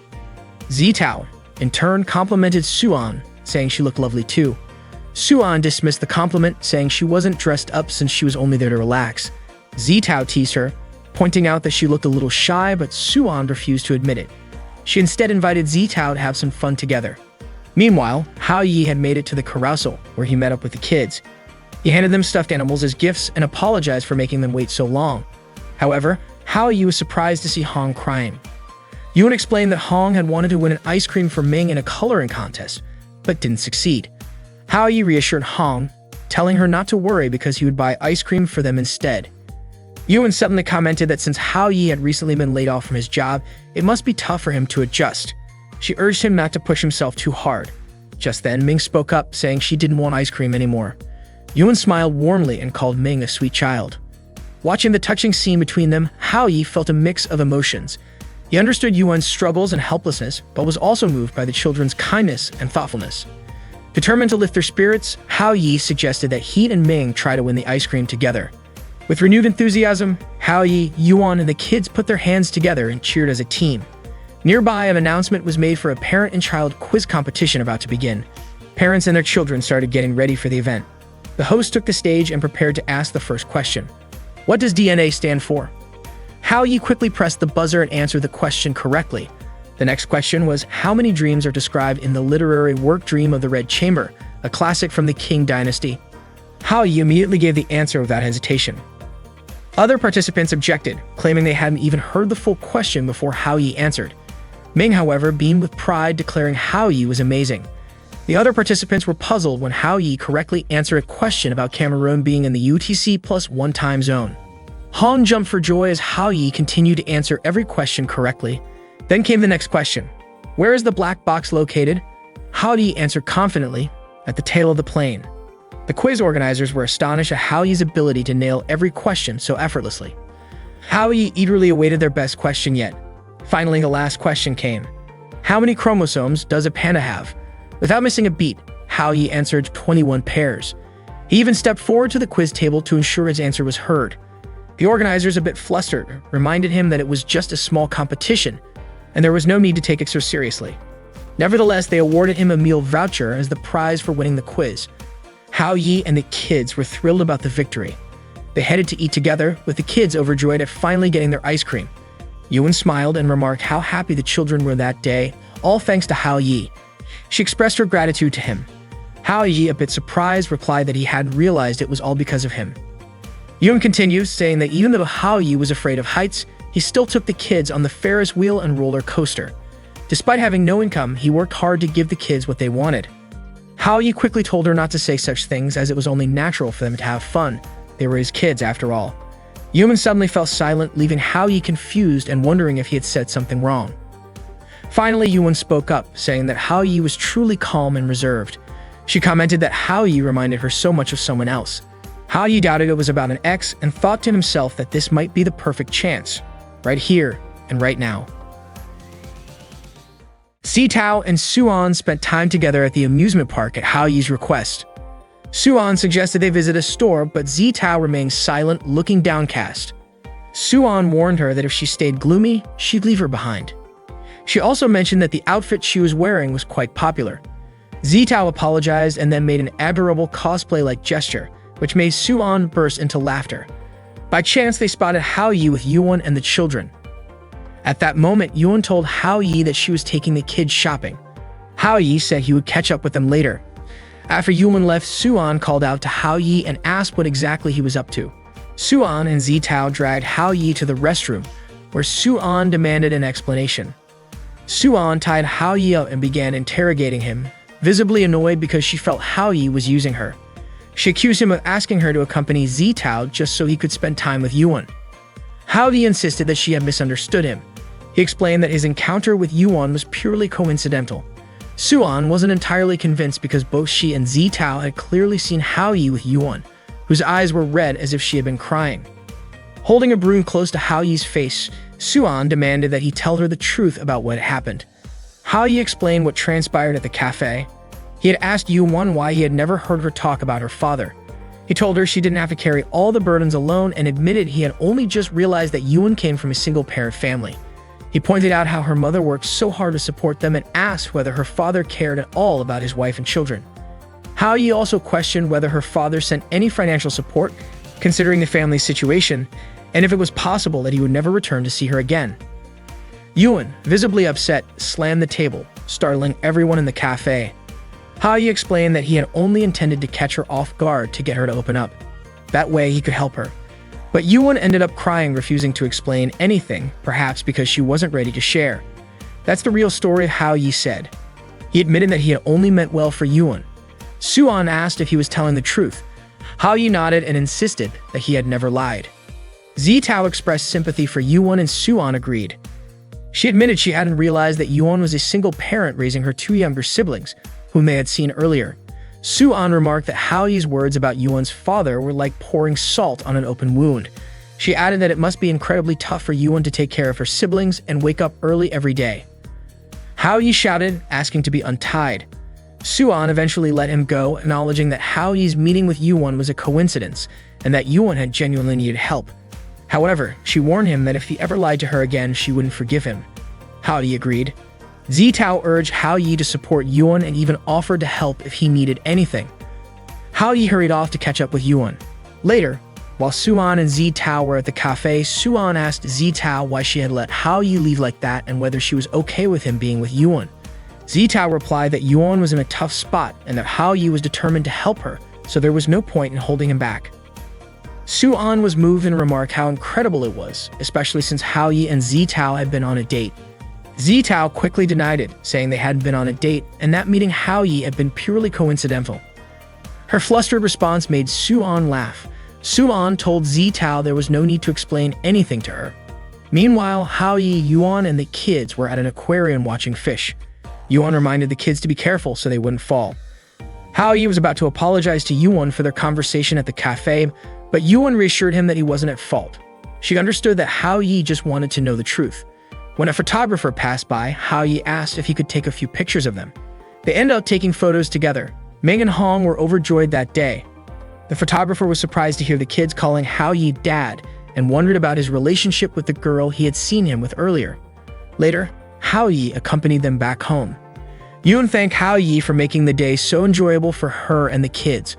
Hao Yi tried to apologize again, but Yuan told him not to blame himself. She knew his intentions were good. However, she asked him not to tell her mother about their earlier conversation. Hao Yi agreed. Yuan went inside and said goodnight to Hao Yi. As Hao Yi stood there, he wondered if he had gone too far. He realized he couldn't learn anything directly from Yuan's mother and didn't know what to do next. Just thinking about meeting Yuan's mother made him anxious. He took out a photo from his pocket. It was the picture they had taken together earlier. Hao Yi recalled what Tata had once said, that memories created by illusions often had some connection to reality, and that the truth was often hidden within those false memories. Hao Yi figured he would need to start by learning more about the people close to Yuan. The next day, Hao Yi went to the grade school Yuan used to attend. He wanted to investigate there. As he was about to step inside, the school's security guard stopped him. The guard said that not just anyone could enter the school and asked where Hao Yi was from. Hao Yi casually replied that he was just a young pioneer and tried to walk in. The guard chased after him, yelling at Hao Yi not to run. Hao Yi dashed through the hallways until he reached the teacher's lounge. Certain that Yuan's homeroom teacher would be there, he burst into the room and immediately asked if the teacher was present. All the teachers in the room glared at him. They asked who he was and why he was out of class during school hours. They even demanded to see his identification. The school security officer arrived just in time and grabbed Hao Yi, who had caused quite a commotion. Hao Yi tried to explain that they had misunderstood him and that he was only looking for Yuan's homeroom teacher. They didn't believe him and accused him of lying, thinking he was just trying to cause trouble. The security guard finally caught up to Hao Yi, but Hao Yi managed to escape again. While running, he accidentally bumped into a female teacher. In his panic, Hao Yi reflexively grabbed her chest, making her scream and punch him. Hao Yi immediately apologized and explained that he was just looking for Yuan's homeroom teacher. It turned out that the teacher Hao Yi bumped into did know Yuan. They ended up talking in the back garden of the school. The teacher shared that she had been teaching at the school for 10 years. She remembered Yuan as a bright and active student and recalled how, rain or shine, Yuan's father used to pick her up after school. She recounted a particular day when Yuan's father said goodbye to her before leaving. Yuan cried as she chased after him and even fell down in the process. Yuan's parents had divorced and her father never returned after that. Ever since, Yuan had waited for him but grew increasingly sad as time passed. Hao Yi asked if the teacher could help him find Yuan's father's address. He even begged her to assist him. That evening, Hao Yi met up with Tata. Tata teased him, but Hao Yi's expression was unusually serious. It was clear that Yuan's situation was still weighing on his mind. Tata found it strange. She pointed out that while Hao Yi wanted to uncover the truth about Yuan, he didn't want to hurt her. Yet he couldn't approach Yuan's mother, which meant daydreaming about the situation wouldn't accomplish anything. Finally, Hao Yi decided to resort to a last-ditch effort. That night, he went to the police station. Turning off the lights, he slipped into a room and quietly opened the door. A police officer, noticing the door moving on its own, got up to investigate. The officer felt a presence nearby and started looking around. Hao Yi got arrested by the police and was interrogated at the station. They asked him about his identity. Hao Yi was treated like a criminal, and the officers warned him it wouldn't be easy to get out of jail. His terrified face made the officers laugh, and one of them even hugged him, revealing that it was actually Yan, Hao Yi's friend. Hao Yi told Yan he needed help finding someone. Yan gave him some information about Yuan but warned Hao Yi to just look at it and not share it, as it was confidential. Yan teased Hao Yi, asking if he had a thing for Yuan. Hao Yi denied it, explaining that he only wanted to know about Yuan's father. However, when Yan checked, there was no record of him. Yan suggested that Yuan's father might have moved to another country, which would make it much harder to track him down. Still, Hao Yi insisted he would keep searching. Yan promised to keep looking and let Hao Yi know if he found anything. As Hao Yi was leaving, Tata suddenly appeared. She joked that not many people could walk into a police station like that. She asked if Hao Yi was the son of a mafia boss or just some delinquent, mentioning how he once got beaten up by a mob. She even sarcastically asked if the food in jail was any good. Hao Yi, annoyed, scolded her, accusing her of just messing with him. He was fed up with her antics. When Hao Yi got home, he announced he was hungry, but his parents stayed silent. Sensing something was off, Hao Yi asked if a burglar had broken in. His father told him that a real man stays calm in every situation. Hao Yi joked, asking if his dad had lost all their money in the stock market. but his father said it was worse than that. He then told Hao Yi to prepare himself because someone was coming over that night. Hao Yi asked if it was a debt collector and suggested they call the police. Just then, Shi Li walked in, asking why Hao Yi wanted to call the cops. Hao Yi was stunned to see her. Shi Li said she hadn't seen him in a while and asked if he missed her. Without waiting for an answer, she grabbed Hao Yi and pulled him to his room. Hao Yi begged his parents for help, but instead, his dad grabbed his hand and told him it was time to test his strength. Hao Yi, shocked, thought he was being rescued, but his dad let go and Shi Li dragged him into the room. In the room, Shi Li said she couldn't wait any longer. Hao Yi, confused, asked what she was planning. Shi Li hugged him and said they would play horsey that night. Panicking, Hao Yi screamed for his parents, but they didn't intervene. Desperate, he excused himself to the bathroom and told Shi Li to go to sleep first. After spending 3 hours in the bathroom, he returned to find Shi Li sound asleep. Watching her, Hao Yi thought she looked beautiful when she was calm. Suddenly, Shi Li mumbled his name in her sleep and Hao Yi couldn't help but smile. It reminded him of their grade school days when Shi Li had given him a lunchbox she made. She said it was meant for the 6th grade class president, but she gave it to Hao Yi out of pity. Right after handing it over, she left. That memory was a sweet one for Hao Yi. With morning approaching, Hao Yi decided it was too late to sleep, so he stayed up. While staring at a photo from an amusement park trip, he began wondering what Yuan was doing. Though he felt tired, he found himself enjoying the moment for some reason. Maybe that's how Yuan felt about being a parent. At 4 a.m., Yan called and told Hao Yi he had found information about Yuan's father, Lin Yujia, and even got 20 phone numbers. Just as Hao Yi was about to leave, Shi Li hugged him and asked what he was doing making calls in the middle of the night. Hao Yi didn't know when Shi Li had woken up, but she started trying to take off his pants. The next morning at school, Hao Yi was still groggy since he'd only slept for 2 hours. Suddenly, Shi Li greeted him and said that last night was so much fun, adding that they should continue on the bed tonight. Everyone in the class stared at them in shock. Without giving Hao Yi a chance to explain, his classmates yelled at him and ganged up to beat him.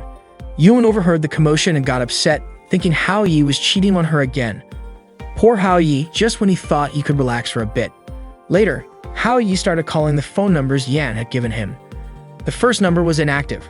When he called the second, someone answered but mistook him for an insurance agent. The third number connected, but when Hao Yi asked if it was Yujia, the person on the line said there was no Yujia and started offering names like Andy and Mike. Panicking, Hao Yi quickly hung up. He tried several more numbers, but they were all wrong. Only one number was left. Hao Yi called it, and this time the number was active. Meanwhile, a woman walked into her boss's office and told him he had a call on one of his rarely used lines. The boss explained that it was his private line and forbade her from answering it. Hao Yi waited, confused as to why no one was picking up, and eventually fell asleep. After school, Hao Yi tried calling the last number again, determined to keep trying until someone answered. At that time, Yujia was at a supermarket and his phone was ringing. People around him pointed it out, prompting Yujia to finally answer. Hao Yi asked if this was really Yujia. Yujia replied by asking who Hao Yi was and how he got his number. Hao Yi confidently said he was Yujia's son-in-law. Shocked, Yujia said that couldn't be true since Yuan wasn't married.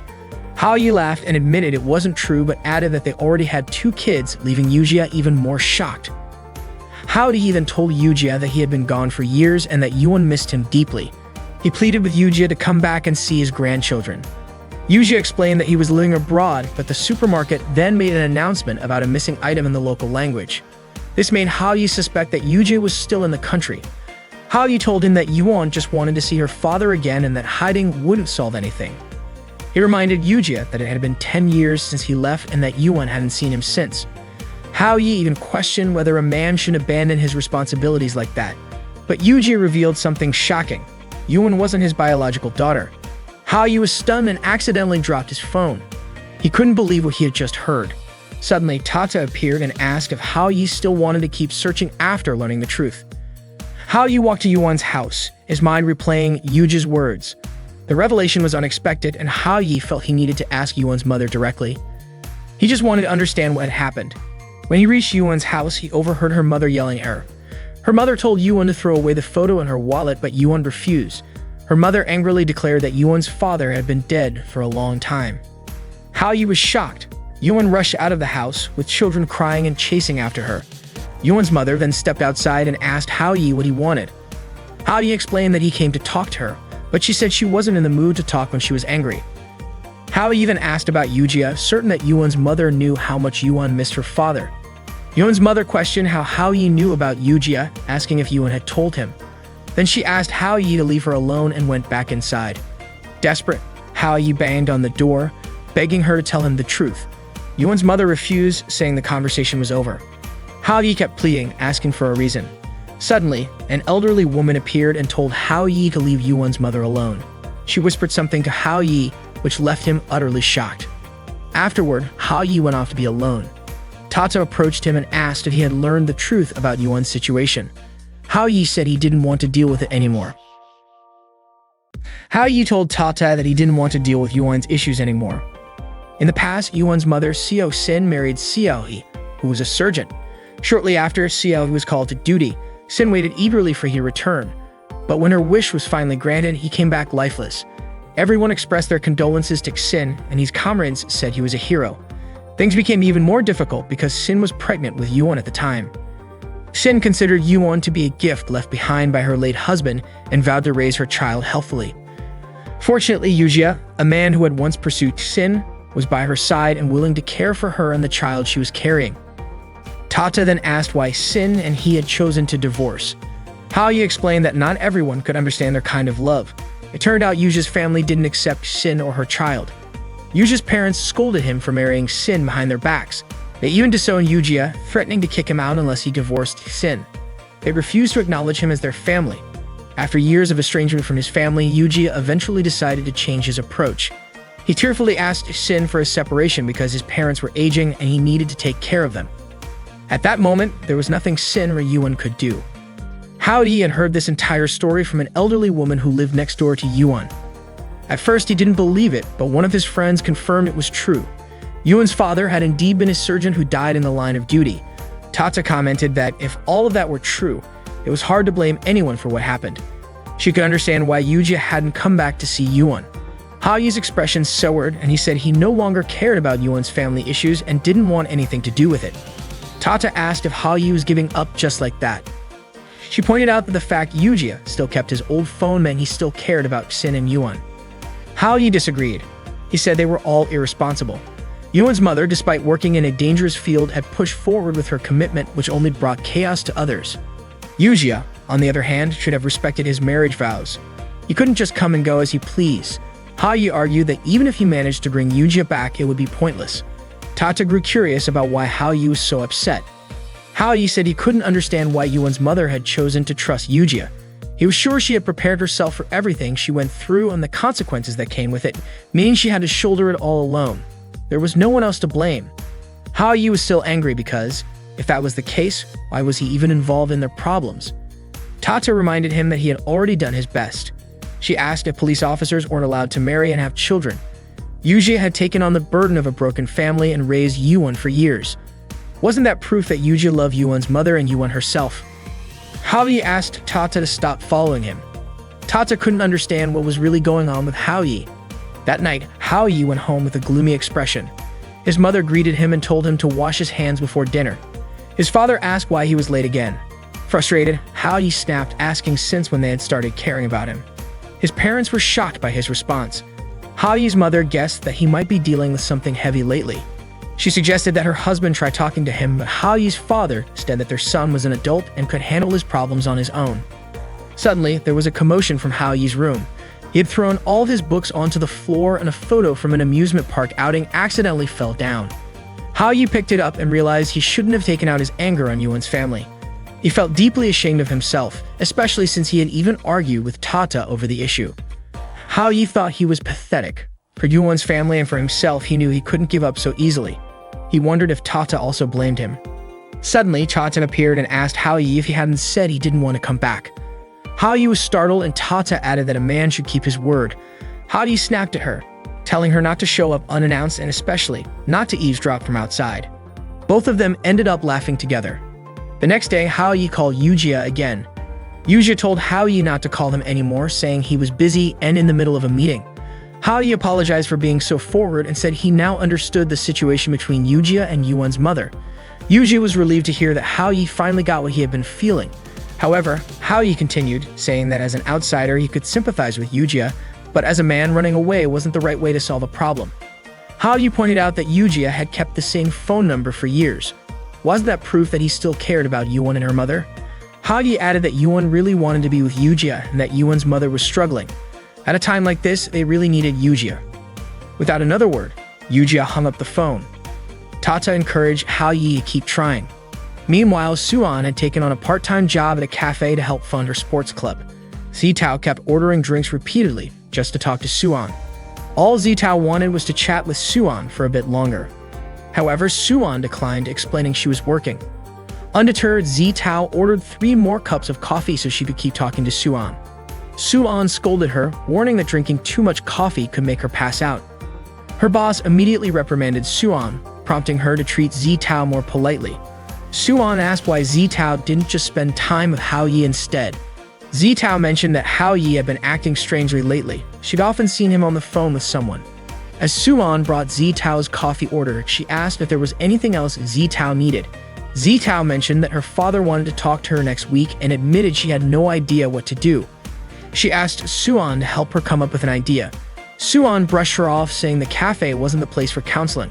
Zitao finally left and Suan returned to work, muttering to herself that Zitao might actually be drunk or maybe drinking so much coffee could have the same effect. The next day, Ha-yi tried calling Yujia again, but the number couldn't be reached. Ha-yi guessed Yujia was upset about being constantly contacted. Tata remarked that despite all the calls, Yujia hadn't blocked Ha-yi's number yet, so maybe he didn't mind as much as he let on. Ha-yi then asked Tata if no girls had come to bother him during the 2-week summer break. He wondered if the magic had worn off, or if only 3 of them had eaten the cake. Tata teased him for hoping too much. She explained that under normal circumstances, the love magic followed certain boundaries, meaning it only worked within specific areas or moments. Ha-yi mused that if he kept everyone together, no one else could bother him. He got excited, calling it a brilliant idea. However, Tata quickly shot him down, saying she wouldn't let him do that.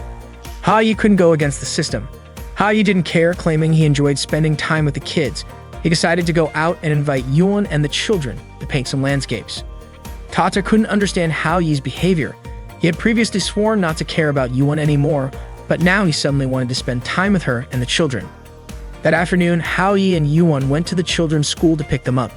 Ha-yi invited them to go to the park, and the kids were thrilled, imagining all the butterflies and caterpillars they might see there. As they were crossing the street, a reckless car suddenly hit Yuan. Medical personnel quickly arrived to assist the accident victim and transported her by ambulance to the hospital. Suan was shocked when she received news of the accident. The ambulance sped past a car carrying Zitao and her father.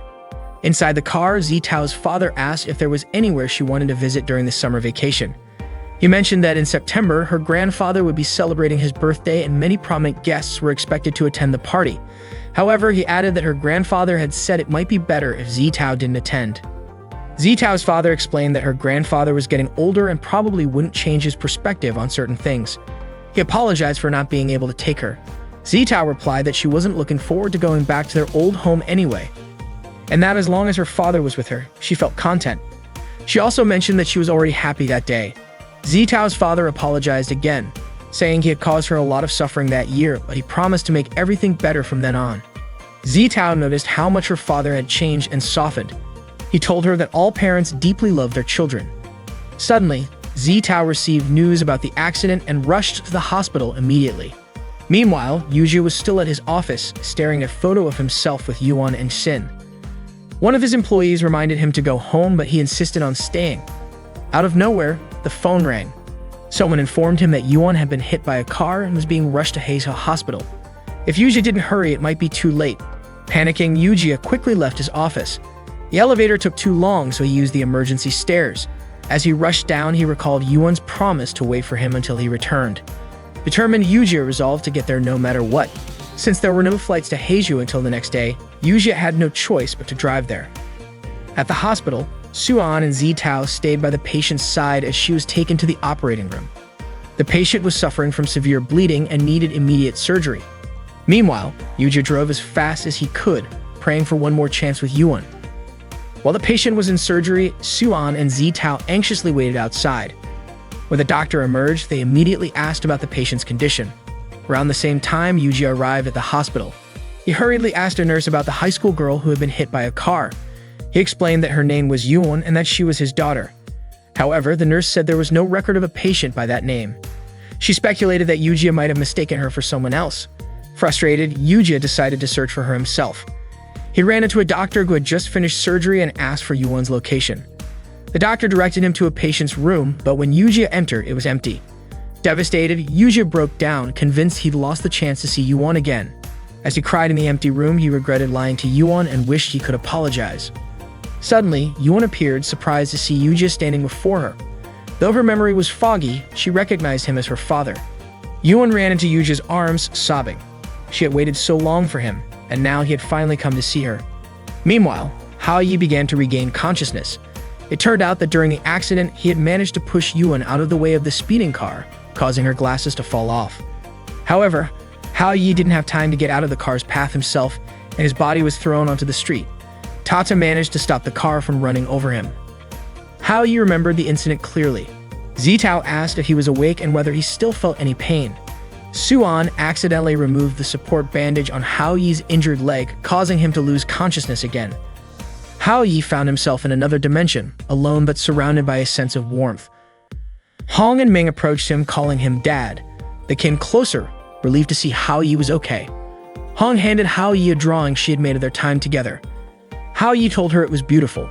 Hong hugged Haoyi and thanked him with all her heart. Hong told Haoyi that they would always miss him. The magical power keeping them there would soon fade, and they would disappear as well. Hong and Ming cried, knowing they had to part ways with Haoyi. Ming asked Haoyi to promise that he and Yuan would live happily from that moment on.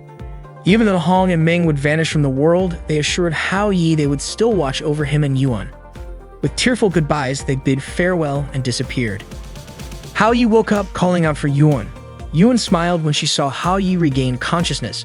Haoyi told her that she looked more beautiful with glasses and promised to buy her a new pair once he recovered. A month passed and Haoyi was finally discharged from the hospital. He was deeply grateful for his recovery. Feeling optimistic, Haoyi stepped outside, certain that good fortune was ahead. However, his first step landed in something unpleasant. He stepped on dog poop. Suddenly, Shili arrived and immediately hugged him tightly. She had come to pick him up, reassuring him that he would be safe with her. Haoyi was annoyed because Shili's overly tight embrace almost sent him back to the hospital. Confused by his reaction, Shili pointed out that she had gone to the hospital specifically for him, yet he seemed ungrateful. Before Haoyi could respond, Zitao showed up, also there to pick him up. Moments later, Suan and Yuan arrived for the same reason. Haoyi couldn't believe his luck, or perhaps misfortune, as the girls approached him. Feeling a sense of impending trouble, Haoyi braced himself. Shili stepped forward, stopping the other three girls from getting closer. She declared that Haoyi was her husband and vowed not to let anyone take him away. Zitao scoffed, pointing out that Haoyi couldn't be her husband because they weren't married. Suan demanded that Shili step aside. Sensing the determination of the other girls, Shili decided to challenge them all. Meanwhile, Haoyi felt that the situation was spiraling out of control and started to back away slowly. Taking advantage of the chaos, Shili managed to distract the other girls and, when they weren't looking, escape with Haoyi in her car. Haoyi was utterly confused about what had just happened. As he tried to comprehend the situation, he realized that Shili's bodyguards had captured him, tied him up, and thrown him into the car. Furious, Haoyi accused Shili of kidnapping him. Shili calmly admitted it without hesitation. Haoyi began shouting for help, calling out Tata's name. Elsewhere, Tata had completed her mission involving Yuan and was now free to take a break. Although she wasn't promoted to the position of a formal love goddess, she was satisfied and looked forward to her time off. Curious about Haoyi, Tata wondered what he might be doing at that moment. Haoyi might seem calm on the surface, but she suspected his heart was deeply moved. Reflecting on the time they had spent together, full of struggles and frustrations, she felt that the beautiful moments outweighed everything else. Love isn't a feeling that can be controlled, but precisely because of that, it holds the power to inspire hope for the future. Just then, Tata noticed a commotion nearby. A crowd was desperately trying to stop a girl from jumping off a building. The girl was yelling angrily, calling Haoyi a jerk. Mai Tata was a love goddess training, and due to her magical mistake, a student named Haoyi ended up with romantic troubles involving the girls at his school.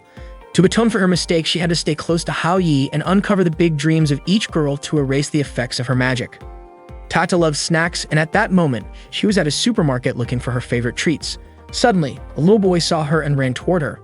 He accidentally tripped over Tata's clothes and almost fell, but Tata quickly froze time to save him. She helped the boy and then grabbed some snacks from the shelf before placing a swimming ring around his waist. When time resumed, Tata had already disappeared from the supermarket, leaving the boy safely landing on the ground. Confused, the boy tried to process what had just happened and realized the fairy he had seen was gone. As Tata walked along the street, she noticed a couple arguing. She decided to bring peace and love back to their relationship. However, the magic she cast accidentally shocked the man so badly that he was left scorched. She tried casting another spell, but it backfired again, and the girl left the man entirely. Tata couldn't understand why her magic kept failing. Meanwhile, Zitao was being chauffeured to Hao Yi's house. She was hopeful that Hao Yi would be happy to see her. At the same time, Suan was running toward Hao Yi's place, and Shili was also heading there. Shili, remembering how Hao Yi had escaped when she had locked him in a room before, vowed to make sure he couldn't get away this time so she could take care of him for the rest of his life. On her way, Shili crossed paths with Suan. Recognizing Suan as the girl who had flirted with Hao Yi during the animation festival, Shili asked if Suan was also heading to see Hao Yi. Zitao then arrived and greeted both Suan and Shili, acknowledging them as Hao Yi's childhood friends. Shili didn't see Zitao as a threat because Zitao seemed to approve of her relationship with Hao Yi. She even asked for Zitao's name and casually referred to her as a friend. Just then, Yuan appeared, noting how crowded Hao Yi's house had become. Zitao asked if Yuan was also there to see Hao Yi. Yuan replied that Hao Yi had gotten hurt saving her, so of course she had to visit him. Hearing this, the three other girls immediately felt defeated. The group prepared to enter the house, but they suddenly heard sounds from inside. Sounds of Hao Yi groaning in pain. Alarmed, Shili kicked down the door. Inside, they were shocked to see Hao Yi disheveled, sweating profusely and breathing heavily. The girls assumed Hao Yi had been engaging in something inappropriate with Zheng Dong. Hao Yi quickly tried to explain that it wasn't what it looked like, but Tato snapped a photo, accusing Hao Yi of heading toward the gay gateway. Zheng Dong attempted to clarify, saying that he and Hao Yi weren't doing anything suspicious. Shili, however, immediately threw a knife at Zheng Dong, narrowly missing him. Zheng Dong explained that he had only been applying ointment to Hao Yi. Zitao asked if Hao Yi had rejected her because he actually liked men. Yuan then questioned why Hao Yi wasn't saying anything. Hao Yi wanted to explain but was cut off when Suan angrily hit him. She called Hao Yi a pervert, saying he was even worse than she had thought. Shili, annoyed that Suan had struck Hao Yi, swung her sword at Suan. However, Suan's large chest managed to block the attack. Feeling the softness of Suan's chest, Shili began to wonder if Hao Yi preferred girls with large breasts like Suan.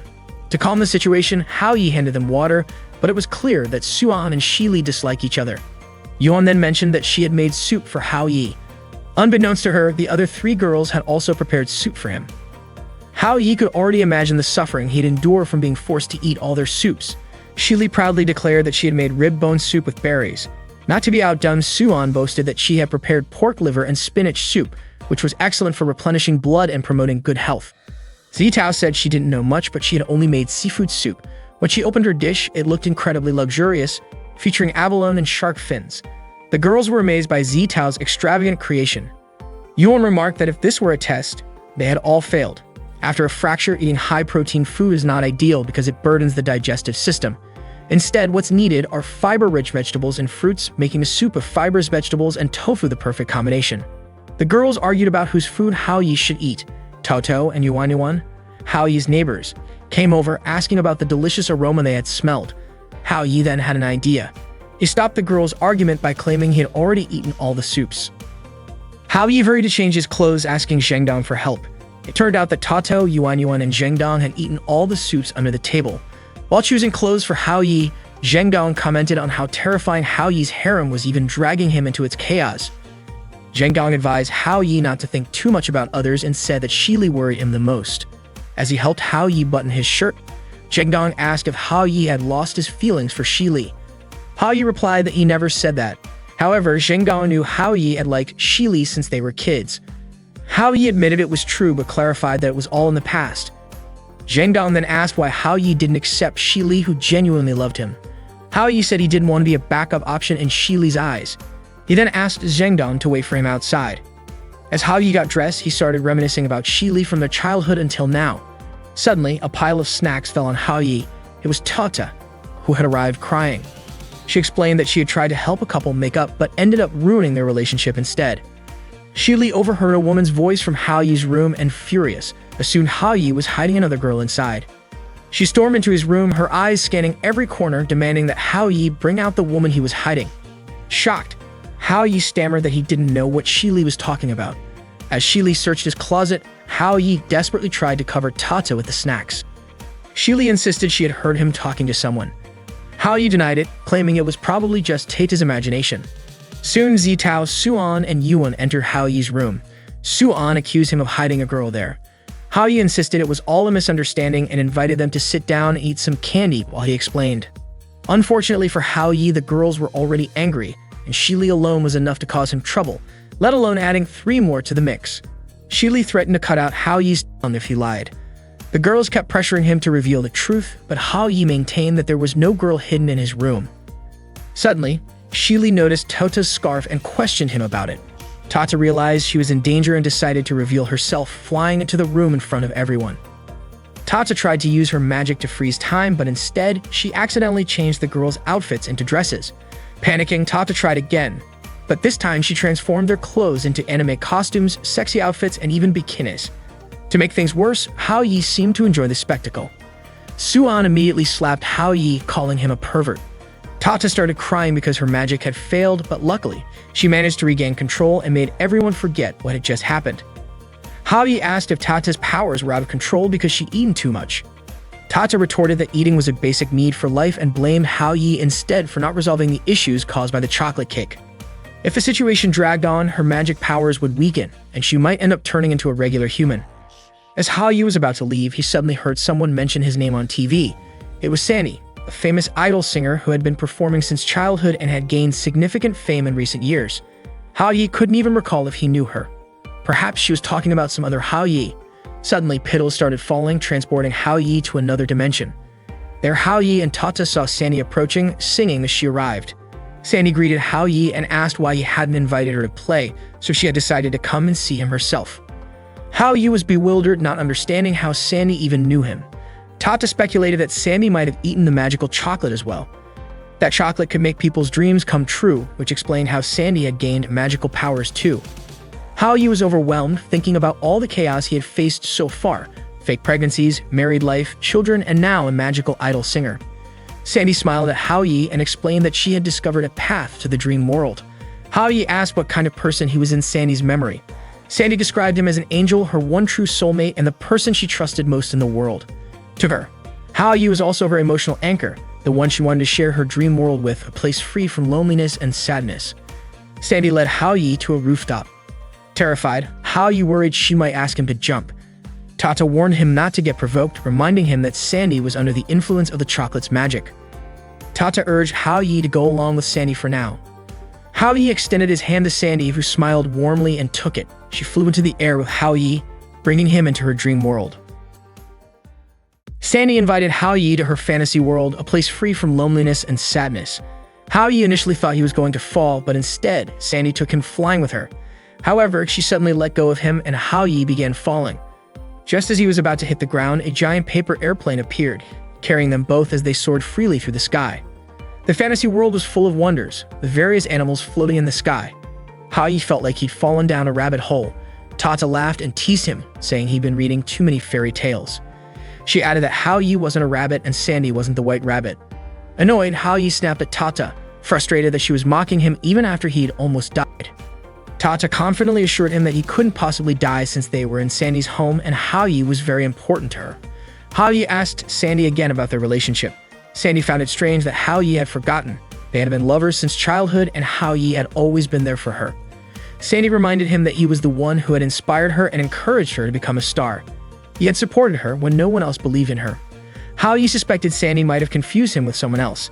However, Sandy insisted that Hao Yi was the one who had held her up when she was weak. She hugged him tightly, saying she had come so far because of him. Sandy took Hao Yi flying again and dropped him onto the grass. Tata quickly checked on him, asking if he was okay. Hao Yi joked that he felt like he had died. Tata warned him that if he didn't do something soon, Sandy would inevitably take him to another dimension. Hao Yi was stunned to learn that the tree in the fantasy world was actually a gateway to another dimension. He asked if Cupid's chocolate was truly so powerful that it could create anything, even alternate worlds. Tata explained that Sandy's magic could turn her imagination into reality, and the universe itself was full of dimensions. According to Tata, love goddesses existed across the universe, and because humans have love, it was the goddesses' mission to help humans fulfill their dreams and find love. This had been their purpose for thousands of years. If Sandy's dream was to escape to another world, it wasn't surprising that the chocolate's magic had made it possible. Sandy invited Hao Yi to join her in the fantasy world. Hao Yi hesitated, fearing he might lose his humanity. However, he didn't know what Sandy would do if he rejected her. Thinking quickly, Hao Yi suggested they grab some ice cream together. As they talked, Sandy pointed out a massive mushroom in the sky. Hao Yi laughed, explaining that it was just a jellyfish from an aquarium. Hearing this, Sandy immediately conjured a gigantic aquarium around them. Hao Yi was shocked to find himself submerged in the aquarium, realizing he could actually breathe underwater. Sandy's world was breathtakingly beautiful, but it was also lonely. There was no one else in Sandy's world and nothing that could be shared. When Sandy saw dolphins, she wanted to take them into her fantasy world. Hao Yi quickly stopped her, warning that the dolphins cared deeply for their caretaker, who had raised them since birth and whom they considered their mother. Hao Yi feared the dolphins would be heartbroken if Sandy separated them from their mother. However, Sandy dismissed his concerns, saying she would become their new mother. Hao Yi told Sandy she couldn't be selfish and accused her of not considering others' feelings. Sandy then asked Hao Yi if he felt the same as the dolphins, that he didn't want to leave his current world. She asked if he would come with her to the fantasy world, but Hao Yi was unable to answer. Sandy became upset, and suddenly, her world lost its vibrant colors.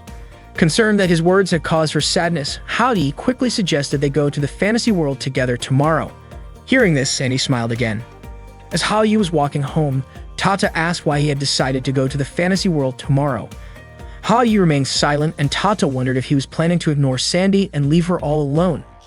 Tata warned Hao Yi not to bring Sandy into the fantasy world, because if he did, Sandy's physical body would die in the real world.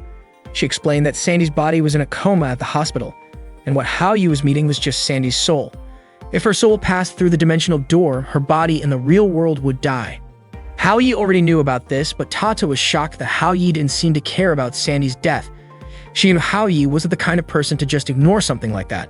Hao Yi had seen the world Sandy created, and it was perfect, without a single failure.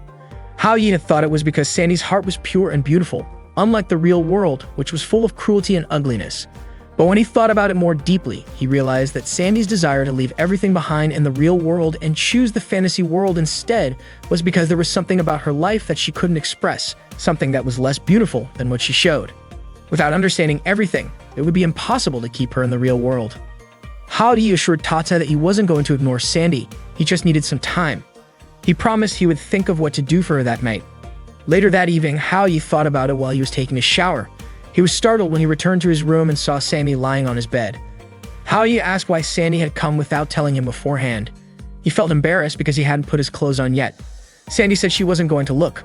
Hao Yi was surprised. Sandy's way of thinking was so different from that of ordinary humans.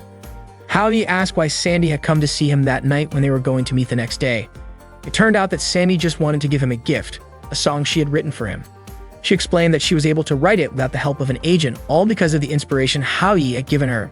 She thanks him for always supporting her. Hao Yi didn't want to accept the gift, thinking it was too precious for him. But Sandy insisted she wouldn't take it back, saying she would write more songs after going to the fantasy world, where she would have countless listeners without any limits and her life would be free. Hao Yi believed that Sandy would have many fans, but he knew he wouldn't be one of them. He understood that she wouldn't visit him anymore. Suddenly, Tata appeared and said that Sandy couldn't wait until tomorrow. Would they just let Sandy die? Tata certainly couldn't let her client die by suicide. She asked Hao Yi to think of a way to save Sandy. Hao Yi mentioned that he had a method, but it might go against the love goddess's rules, and he was afraid it might hurt Tata. Tata was willing to take the risk, saying that if she didn't solve the problem between Hao Yi and Sandy, her mission wouldn't be complete and she would lose her magic powers. So Tata decided to bet on Hao Yi's method and agreed to it. Hao Yi met Sandy near the tree that served as the entrance to the fantasy world. Sandy immediately hugged him, thinking Hao Yi had changed his mind. However, that wasn't the case. Hao Yi had come to take her back. He hoped Sandy wouldn't go to the fantasy world and asked her to come back. But Sandy, of course, refused. She didn't want to return to the real world. Hao Yi asked why Sandy didn't like living in the real world. Did she not like being limited? And if so, who was limiting her? Meanwhile, her agent, Agent Wang, and Sandy's mother, Lu Jie, were watching Sandy's condition at the hospital. Wang complained about the cost of Sandy's treatment, saying that if she didn't wake up soon, it would be useless. However, Lu Jie believed that Sandy would surely wake up. Hao Yi told Sandy that the fantasy world wasn't as pure and beautiful as she believed. It was also filled with darkness and ugliness. Sandy responded, saying that it was only temporary. Yi explained that the fantasy world also had its ugliness, because beauty and ugliness were like two sides of a coin. They would always coexist, no matter where Sandy went. If Sandy enjoyed the beauty, she would also see the ugliness, and she would start thinking that the fantasy world never existed. Meanwhile, Sandy's body in the hospital began to stir, and Lu Ji cried out, calling for a doctor. Sandy couldn't believe what Hao Yi had just said. After all, Hao Yi had always supported her. Feeling frustrated, Sandy ran off to enter the fantasy world. Hao Yi chased after her, trying to stop her, but before he could reach her, Sandy had already stepped through the door to the fantasy world, and the door collapsed before Hao Yi could grab her. Sandy's memories began to rewind to when she was a child and befriended a young boy. Sandy ran as fast as she could toward the door to the fantasy world, asking Hao Yi not to follow her. Upon entering, Hao Yi was shocked by the dark scenery inside. Sandy hadn't expected her final refuge to look so different from what she had imagined. Hao Yi wondered if his words had influenced Sandy into imagining such a dark world. If this world was shaped by Sandy's imagination, then it could potentially be controlled. Hao Yi approached Sandy, who was crying, and told her that he knew how to escape this place, but she had to trust him and keep his secret. Sandy agreed. They started fresh with introductions. Hao Yi shared his name and hobbies, explaining how he often found himself in absurd situations that were nothing but trouble. He told her about meeting a girl from a complicated family, where she never felt the love of her parents. He also shared stories about other girls he had met, each with their own struggles. One girl had a deep connection to people but didn't seem bound to the world. So to protect her, he hid his romantic side, making himself appear strong, even if it meant being misunderstood. Another girl felt neglected by her father and longed for a warm family. All these girls had their lives changed by one thing, the goddess of love. Sandy saw a vision of the goddess of love herself. Hao Yi explained that it was because of the goddess of love that he was able to meet these girls. Her magic had allowed these girls to overcome their challenges. Hao Yi then remarked that the world isn't perfect and everyone has their own fears and sadness, but no one loses hope entirely. He even suggested that Sandy meet the goddess of love, but Sandy decided to go back with Hao Yi and get to know the goddess so she could experience extraordinary happiness. For Sandy, the most important thing was to live alongside Hao Yi. Sandy tried to kiss Hao Yi, but he dodged and said that for now, they should focus on figuring out how to leave this place. Suddenly, in the blink of an eye, they returned to their original location. Hao Yi already had a plan in mind for Sandy. To execute the plan, Hao Yi needed Yuan's help to write a big news story. He then asked Zitao to post it on Weibo, a Chinese social media platform, and Tiba, China's largest BBS. Zitao mobilized her team, and soon Sandy's story became a trending topic. Netizens felt sorry for Sandy, who had been in a coma for so long and neglected by her agency. They poured in their support for her. While the news was the center of attention, Hao Yi used Suan's popularity to gather Sandy's fans on campus. Suan incited them to protest against the agency. The news outlets soon covered the demonstrations by Sandy's fans outside the company headquarters. TV reporters tried to contact Sandy's agency, but there was no response. Tata appeared before Hao Yi and praised his ability to handle everything so effortlessly. Hao Yi said it wasn't enough. Besides wanting Sandy to wake up, he also wanted her life to have meaning. The first step of the plan was successful, and now it was Hao Yi's turn to take action. He invited Tata to meet Sandy's childhood love. Along the way, Lu Ji overheard people discussing how Sandy's freedom was being restricted by her agency. Lu Ji quickly tried to avoid the situation, claiming he had nothing to do with Sandy's story. Hao Yi caught Lu Ji and asked if he knew Sandy. Lu Ji denied it at first, but when Hao Yi showed him a photo of them together, he finally admitted the truth. Lu Ji revealed that he and Sandy were neighbors and childhood friends, but they had lost touch long ago. Hao Yi told him that he wasn't a reporter but a friend of Sandy's, and he pointed out how Lu Ji had hurt her. Lu Ji revealed that he had been forced to live with Sandy for so long that he felt like he had no life or future of his own. He claimed that it was Sandy who had hurt him. Hao Yi countered, saying that Lu Ji's betrayal was the reason Sandy wanted to leave this world. Lu Ji admitted he was wrong for handling things poorly, insisting he never intended to hurt Sandy but simply didn't know what to do. Hao Yi asked Lu Ji to share his past with Sandy to help her. Lu Ji explained that ever since they were kids, Sandy had peculiar thoughts that made other children avoid playing with her. Since Sandy was his neighbor, Lu Ji had to look after her. Despite her quirks, Sandy loved singing and had a simple nature. Lu Ji genuinely hoped Sandy could show her talent to the world, so he encouraged her to join competitions and helped her find opportunities to pursue her dreams. His efforts paid off and Sandy became a star. However, she stopped attending school and Lu Ji had to become her private tutor. Due to her unique personality, her agency forbade her from socializing or making friends, which made Lu Ji the only person she trusted. Lu Ji's classmates mocked him, calling him the only friend of the weird girl Sandy. isolating him socially. Sandy's agency, led by Wang, paid Lu Ji to keep encouraging Sandy to work, claiming that her innocence was her selling point. Lu Ji felt uncomfortable with the arrangement and began doing everything with a fake smile. Over time, Sandy's life became increasingly restricted and detached from the outside world. Her agency even rejected the songs she wrote, leaving her unaware of social media and limiting her understanding of the world. Their lives turned into one big lie, to the point where Lu Ji didn't know who he really was anymore.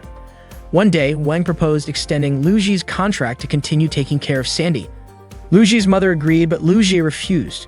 After 10 years of taking care of Sandy, he was exhausted and wanted to live his own life. Unbeknownst to them, Sandy overheard their conversation. Later, Hao Yi confronted Wang and played a recording of Lu Ji's interrogation. Wang showed no interest in explaining himself and dismissed Hao Yi's concerns about Sandy. Instead, Wang accused Hao Yi of orchestrating the online news against him. Hao Yi threatened to expose Wang online about Sandy's mistreatment, but Wang brushed it off. Just then, Wang received a call informing him that Lu Ji had visited Sandy's mother and signed a contract to have Sandy quit being a singer. Wang ordered his staff to calm the situation and ended the call. He turned to Hao Yi, questioning if this was also part of his plan, and even offered Hao Yi money to drop the matter. Hao Yi rejected the offer and demanded that Wang grant Sandy the freedom to have friends and the life she desired. Wang dismissed the idea, calling Sandy weird and claiming that as a big star, she should appreciate leaving behind just one friend. Hao Yi argued that Wang had trapped Sandy, packaging her in a way that made her seem dazzling to fans but far from her true self. Continuing to do so, Hao Yi warned would only cause her more pain. Wang coldly remarked that stars come and go in the music industry and questioned what Hao Yi could do if Wang truly followed through with his threats to exploit Sandy to the last drop. Wang attempted to leave, but Hao Yi stopped him, this time threatening him with compromising photos of Wang with another woman. Hao Yi also revealed that he knew Wang's legal wife worked as a manager at his company. Stunned, Wang had no choice but to listen. He couldn't comprehend how a high school student like Hao Yi could manage to corner him. Meanwhile, Zitao was overjoyed that she had accomplished what Hao Yi had asked of her. She wondered if Hao Yi would reward her later. Suddenly, her phone alarm went off, reminding her of her grandfather's birthday. Unsure of what to do, she hesitated. At the same time, the news broke on TV that Sandy had woken up from her coma and was healthy again. Reporters scrambled to interview her, but Sandy became aggressive, throwing objects at anyone who got in her way. She approached the camera and shouted directly into it, demanding that Hao Yi come to see her immediately. Sandy had woken up from her coma and was still being treated in the hospital. Hao Yi, however, hadn't visited her yet. Sandy grew worried, wondering if Hao Yi had forgotten about her. As Hao Yi prepared to visit Sandy, he noticed a swarm of reporters gathered outside the hospital. Tata was puzzled as to why Hao Yi didn't just walk in. It turned out Hao Yi was concerned that the reporters might discover his identity and post his photo online. He couldn't imagine being chased by fans and reporters every day. To help, Tata used her magic to make the reporters unaware of Hao Yi's presence. She also made Hao Yi wear various anime costumes, laughing at how amusing he looked. Eventually, Tata disguised Hao Yi as an ordinary man pushing an elderly woman in a wheelchair. With this disguise, Hao Yi was able to move past the reporters, who were eager to turn him into their next headline. Hao Yi managed to get into the elevator to meet Sandy. When the doors opened, the reporters immediately swarmed in. They were stationed on every floor, determined to catch him. As Hao Yi walked towards Sandy's room, he felt like he was in a lion's den. It seemed impossible to reach Sandy at this rate. Noticing a nurse's uniform lying nearby, Hao Yi quickly put it on and pretended to be a nurse. His act fooled the reporters, who frantically chased after the disguised Hao Yi instead. To Hao Yi, it looked like a horde of zombies. Meanwhile, Sandy waited anxiously in her room. When Hao Yi didn't show up, she started wondering if it was just a dream. But then she recalled the warmth of holding his hand, which felt so real. Suddenly, Hao Yi entered the room, calling her name. He apologized for being late. Sandy was stunned for a moment before rushing to hug him tightly. She cried tears of joy, confessing that she had feared he had forgotten her. Hao Yi reassured her and said he wanted to introduce her to the goddess of love. Sandy was thrilled and couldn't wait to meet her. At that moment, Tata revealed herself to Sandy, who became the second person after Hao Yi to see her. Tata greeted Sandy warmly. Hao Yi then asked Tata to look after Sandy. Tata invited Sandy to join her on a journey to beautiful places. With Tata's magic, Sandy traveled the world, visiting Paris, Venice, India, Egypt, and China. Overwhelmed with happiness, Sandy shared with Hao Yi how amazing it felt to explore the world with Tata. Hao Yi smiled, grateful that Sandy now had a friend. During their journey, Tata explained that Sandy had met Hao Yi because of the Cupid's chocolate, which created memories. She clarified that Sandy had misunderstood, thinking Hao Yi was her childhood friend. Tata apologized, admitting that Sandy's troubles were her fault. But Sandy surprised her by saying she was glad because it led her to meet such incredible people. Curious, Sandy asked if all of Tata's friends were goddesses. Tata laughed and said that some were men. Sandy then wondered if Tata herself was born from chocolate magic. Tata explained that her director taught her magic. In ancient Greece, the goddess of love used arrows to influence relationships.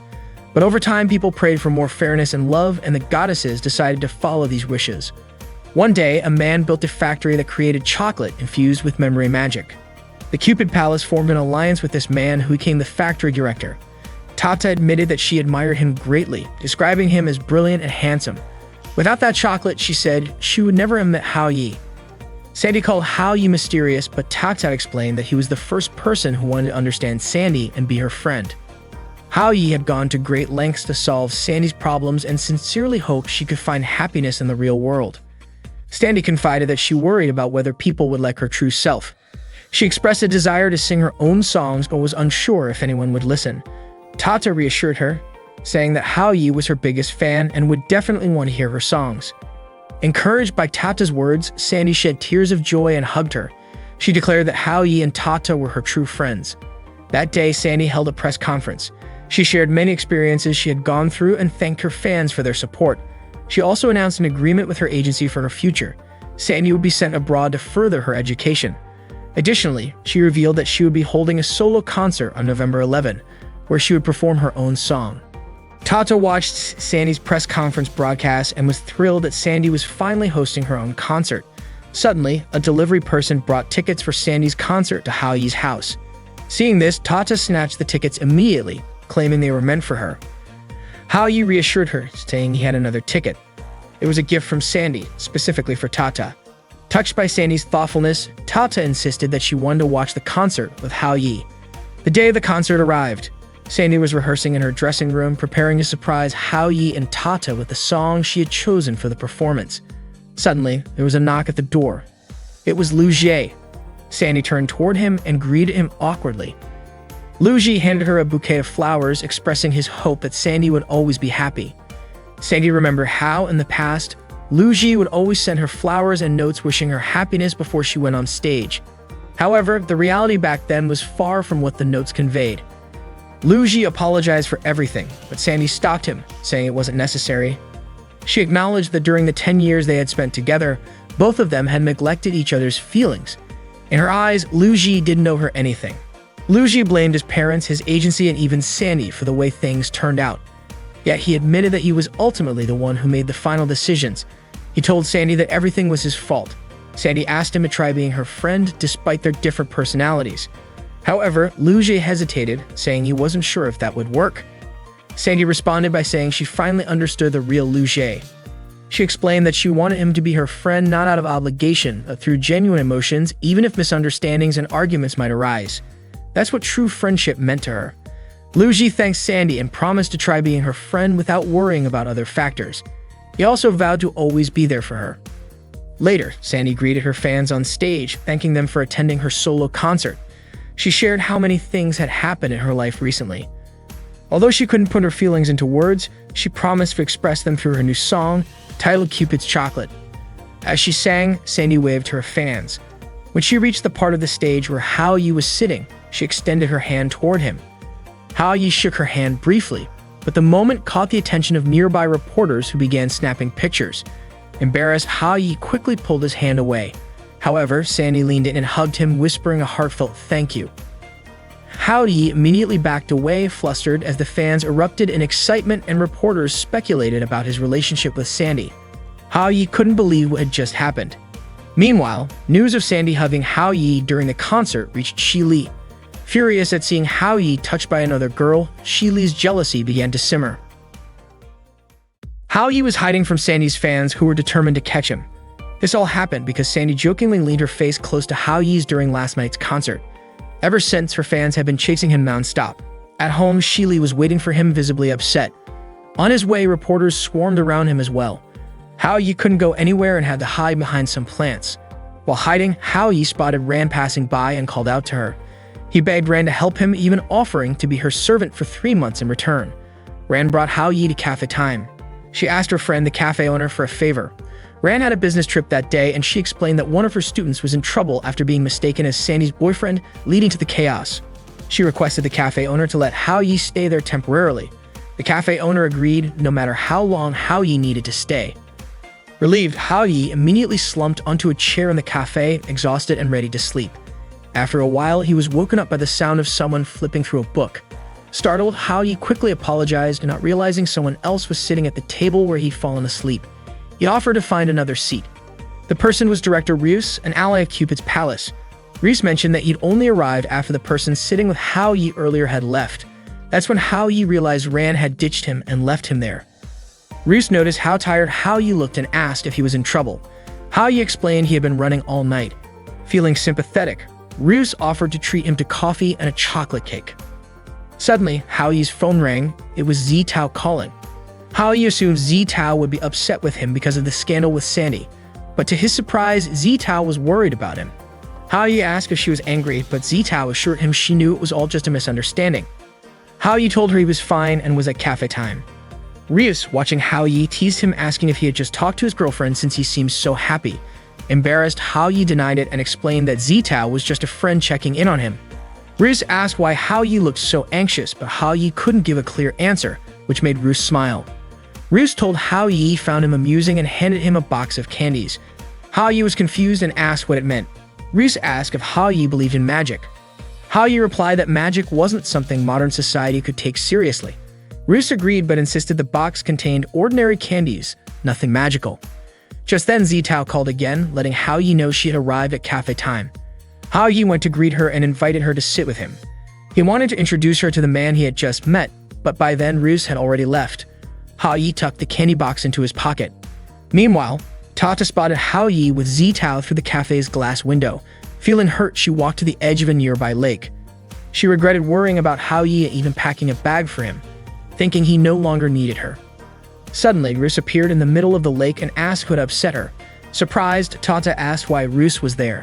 Ryus casually replied that he was on his way back from restocking supplies and had stumbled upon something interesting about Hao Yi. Panicking, Tata admitted that Hao Yi's troubles were partially her fault and promised to fix things. But Ryus dismissed her concerns, reminding her that she was under Cupid's palace's management while he was just a chocolatier. Ryus pointed out that Tata had broken her contract by revealing herself to ordinary humans, which was a serious offense. He warned her that she could lose her 1,000-year abilities overnight as punishment. Desperate, Tata begged Ryus to save her, promising never to make the same mistake again. Ryus cast a spell on Tata, a magical control that would prevent her from interfering with humans again. He warned her that if she violated this rule, her magic would fail again. Tata finally realized the gravity of the situation. Shili vowed to kill Sandy for daring to touch Hao Yi, whom she deeply loved, and even planned to break Hao Yi's legs so they could live together in the mountains forever. Suddenly, Shili's mother knocked her unconscious, puzzled by her daughter's obsession with Hao Yi. She ordered her staff to carry Shili to the car, saying they would be flying to the US at 2 a.m. Shili's mother was determined to stop her from marrying Hao Yi. Meanwhile, Sandy publicly clarified the scandal involving Hao Yi, stating it was simply her way of thanking a fan. Though it was meant as a joke, Hao Yi felt humiliated and used by Sandy. Back at the cafe, Zitao, still with Hao Yi, pointed out that he should feel relieved now that the scandal had been cleared up and he could finally go home. But Hao Yi couldn't stop thinking about how he had almost died on the streets while being chased all night, unable to sleep. He hoped his life would return to peace now that the scandal was resolved. Zitao offered to pay for their meal and insisted Hao Yi go home and rest. Hao Yi, however, said he'd cover the bill, but then realized it wouldn't be polite to leave right after Zitao had just arrived. So he changed his mind, suggesting they enjoy the meal they had ordered together. Zitao smiled and agreed. As Hao Yi scrolled through his phone notifications, he suddenly asked Zitao for help putting on pajamas.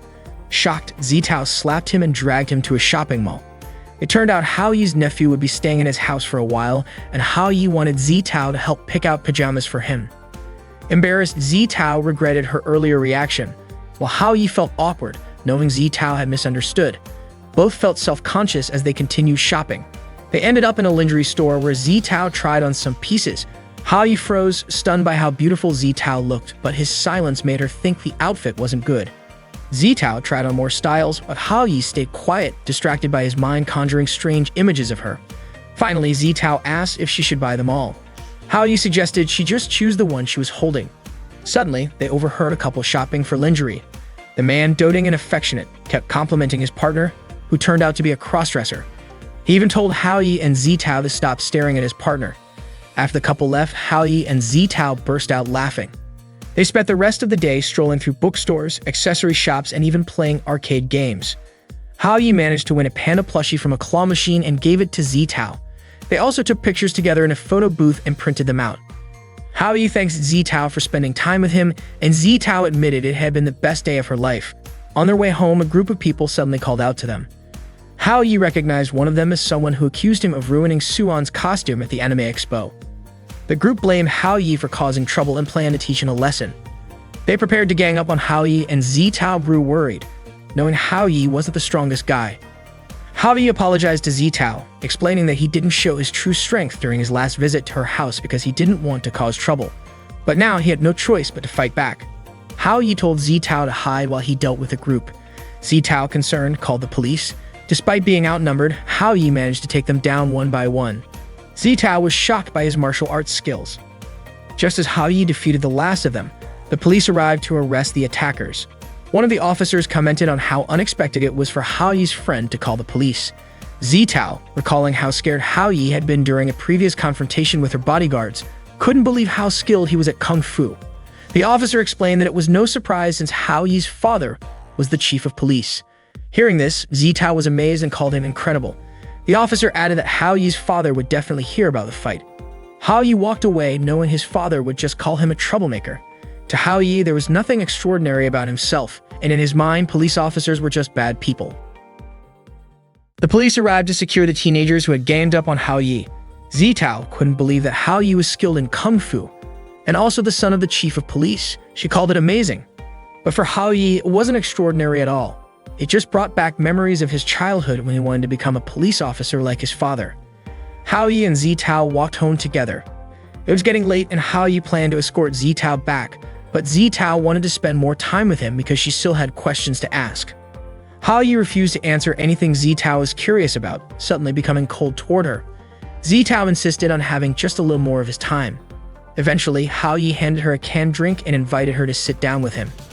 Zitao then asked if Hao Yi was worried about something. Seeing Zitao's curiosity, Hao Yi decided to share his story. When he was young, Hao Yi really wanted to be a police officer. He always got good grades and ranked first in school.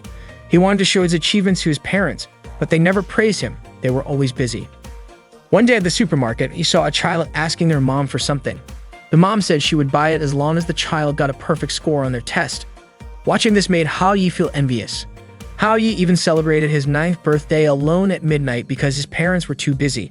Singing happy birthday to himself was far from enjoyable, and Zitao understood the burden Hao Yi had carried in his heart. Everything changed when Hao Yi turned 11. Two criminals broke into his house, planning to kidnap him as revenge against his father, who had arrested their son. Hao Yi hid in the storage room and called the police, explaining that he was in danger and needed help.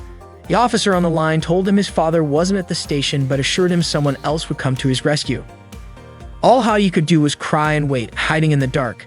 He believed his father would show up to save him. Suddenly, he heard the sound of police officers apprehending the intruders. When one officer opened the storage room to rescue him, Hao Yi thought it was his father, but it wasn't. His father was busy handling an important case. Hao Yi felt crushed. Although he was safe, his father didn't want something like that to happen again. The family started moving frequently to avoid danger, but only within nearby neighborhoods. For Hao Yi, home no longer felt like a warm, safe place. Hao Yi eventually met someone who truly cared for him. Ms. Jai Ran, their next-door neighbor and his teacher. They met when Ran dropped her groceries and Hao Yi helped her pick them up. From then on, Ran began tutoring Hao Yi, teaching him household chores and looking after him. To Hao Yi, Ran wasn't just his teacher, she was like an older sister. On a day when Hao Yi was alone again, Ran invited him to have dinner with her. She even cooked a feast just for him. Hao Yi ate everything and burst into tears, reminded of the rare times his mother cooked for him. Ran hugged him tightly, telling him he was a wonderful child. To Hao Yi, Ran felt more like real family than his own parents. Ran even sat down with Hao Yi's parents to discuss him. After hearing what Ran had to say, his parents apologized for neglecting him and promised to be more understanding and attentive. Ran gave Hao Yi's father 2 gym club cards so he could teach Hao Yi self-defense. But on the day they were supposed to go, Hao Yi waited outside the gym all day. His father never showed up because of work. Hao Yi was immensely grateful to Ran for being the first person to truly care about him. But despite her efforts, little changed in his life. Hao Yi couldn't help but wonder, if his life were simpler, would that make him a bit happier? On New Year's Eve, Hao Yi couldn't spend time with his family. His parents were busy with work again. They genuinely wanted to have New Year's dinner with him, but they had no other choice. His father asked Hao Yi to understand. Suddenly, Ran showed up with a New Year's gift. Hao Yi quickly invited her in to join him for dinner since his mom had made dumplings. Hao Yi begged his father to help make dumplings together. Even though Hao Yi felt sad and nothing had changed, he didn't want to disappoint Ran. For her sake, Hao Yi pretended to have a warm and happy family. Deep down, he hoped his father would feel guilty. Hao Yi's father arranged for his colleague, Uncle Wang, to teach Hao Yi self-defense. To outsiders, Hao Yi's family looked like an ordinary, peaceful household, but only Hao Yi knew the truth. Meanwhile, Tata noticed Hao Yi and Zitao together. Zitao asked Hao Yi if he went out of his way to help her because he understood how painful it felt to be alone. Hao Yi admitted that he just didn't want Zitao to go through what he did. Zitao was moved to tears, realizing that while Hao Yi was always helping others achieve their dreams, no one was helping him with his. When Zitao asked Hao Yi why he helped her Suan and Yuan, Hao Yi brushed it off, saying he didn't care about himself anymore. Zitao hugged him tightly and asked why he was always there for everyone else during their worst moments, yet never let anyone help him. She insisted that he also needed someone to share his pain with. Zitao was confused why Hao Yi kept everything bottled up, leaving her Suan and Yuan in the dark and unable to support him. She told Hao Yi that it hurt her not being able to help him. Hao Yi wiped Zitao's tears and told her he didn't want her to waste time on something pointless. Zitao hugged him again and said it wasn't pointless. It was about his dream of becoming a police officer. Even though Hao Yi felt sad, lost, lonely, and angry, Zitao knew his admiration and determination hadn't wavered. She believed Hao Yi wouldn't give up on his dream. Hao Yi embraced Zitao and thanked her. Seeing this, Tata walked away. She convinced herself that she was fine. She realized that Hao Yi was noble and kind-hearted, and it seemed like he had liked Zitao for a long time. Suddenly, Tata burst into tears, recalling her moments with Hao Yi. She couldn't understand why she was crying or why her heart hurt so much. Tata went up to the rooftop to reflect. No matter what the future held, she knew Hao Yi would never know her feelings, and she decided she wouldn't interfere with his life. Still, Tata couldn't help but wonder if there was any place for her in Hao Yi's future. Out of nowhere, Kral, Tota's friend from Cupid's palace, appeared. Tata immediately tried to distance herself. Crow offered her snacks and flowers, but she ignored him and kept walking away. Crow asked why Tata was avoiding him. Instead of answering, she demanded to know why he was in the human world. Crow said he came to take her back with him. He also asked if Tata hadn't already taught Hao Yi how to undo the magic and whether Hao Yi could handle things on his own. Tata told him she still had something to take care of and asked him not to interfere. Crow stopped her from leaving and said he was the only one who truly cared about her. He pointed out that Hao Yi already had a girlfriend, so there was no reason for her to stay.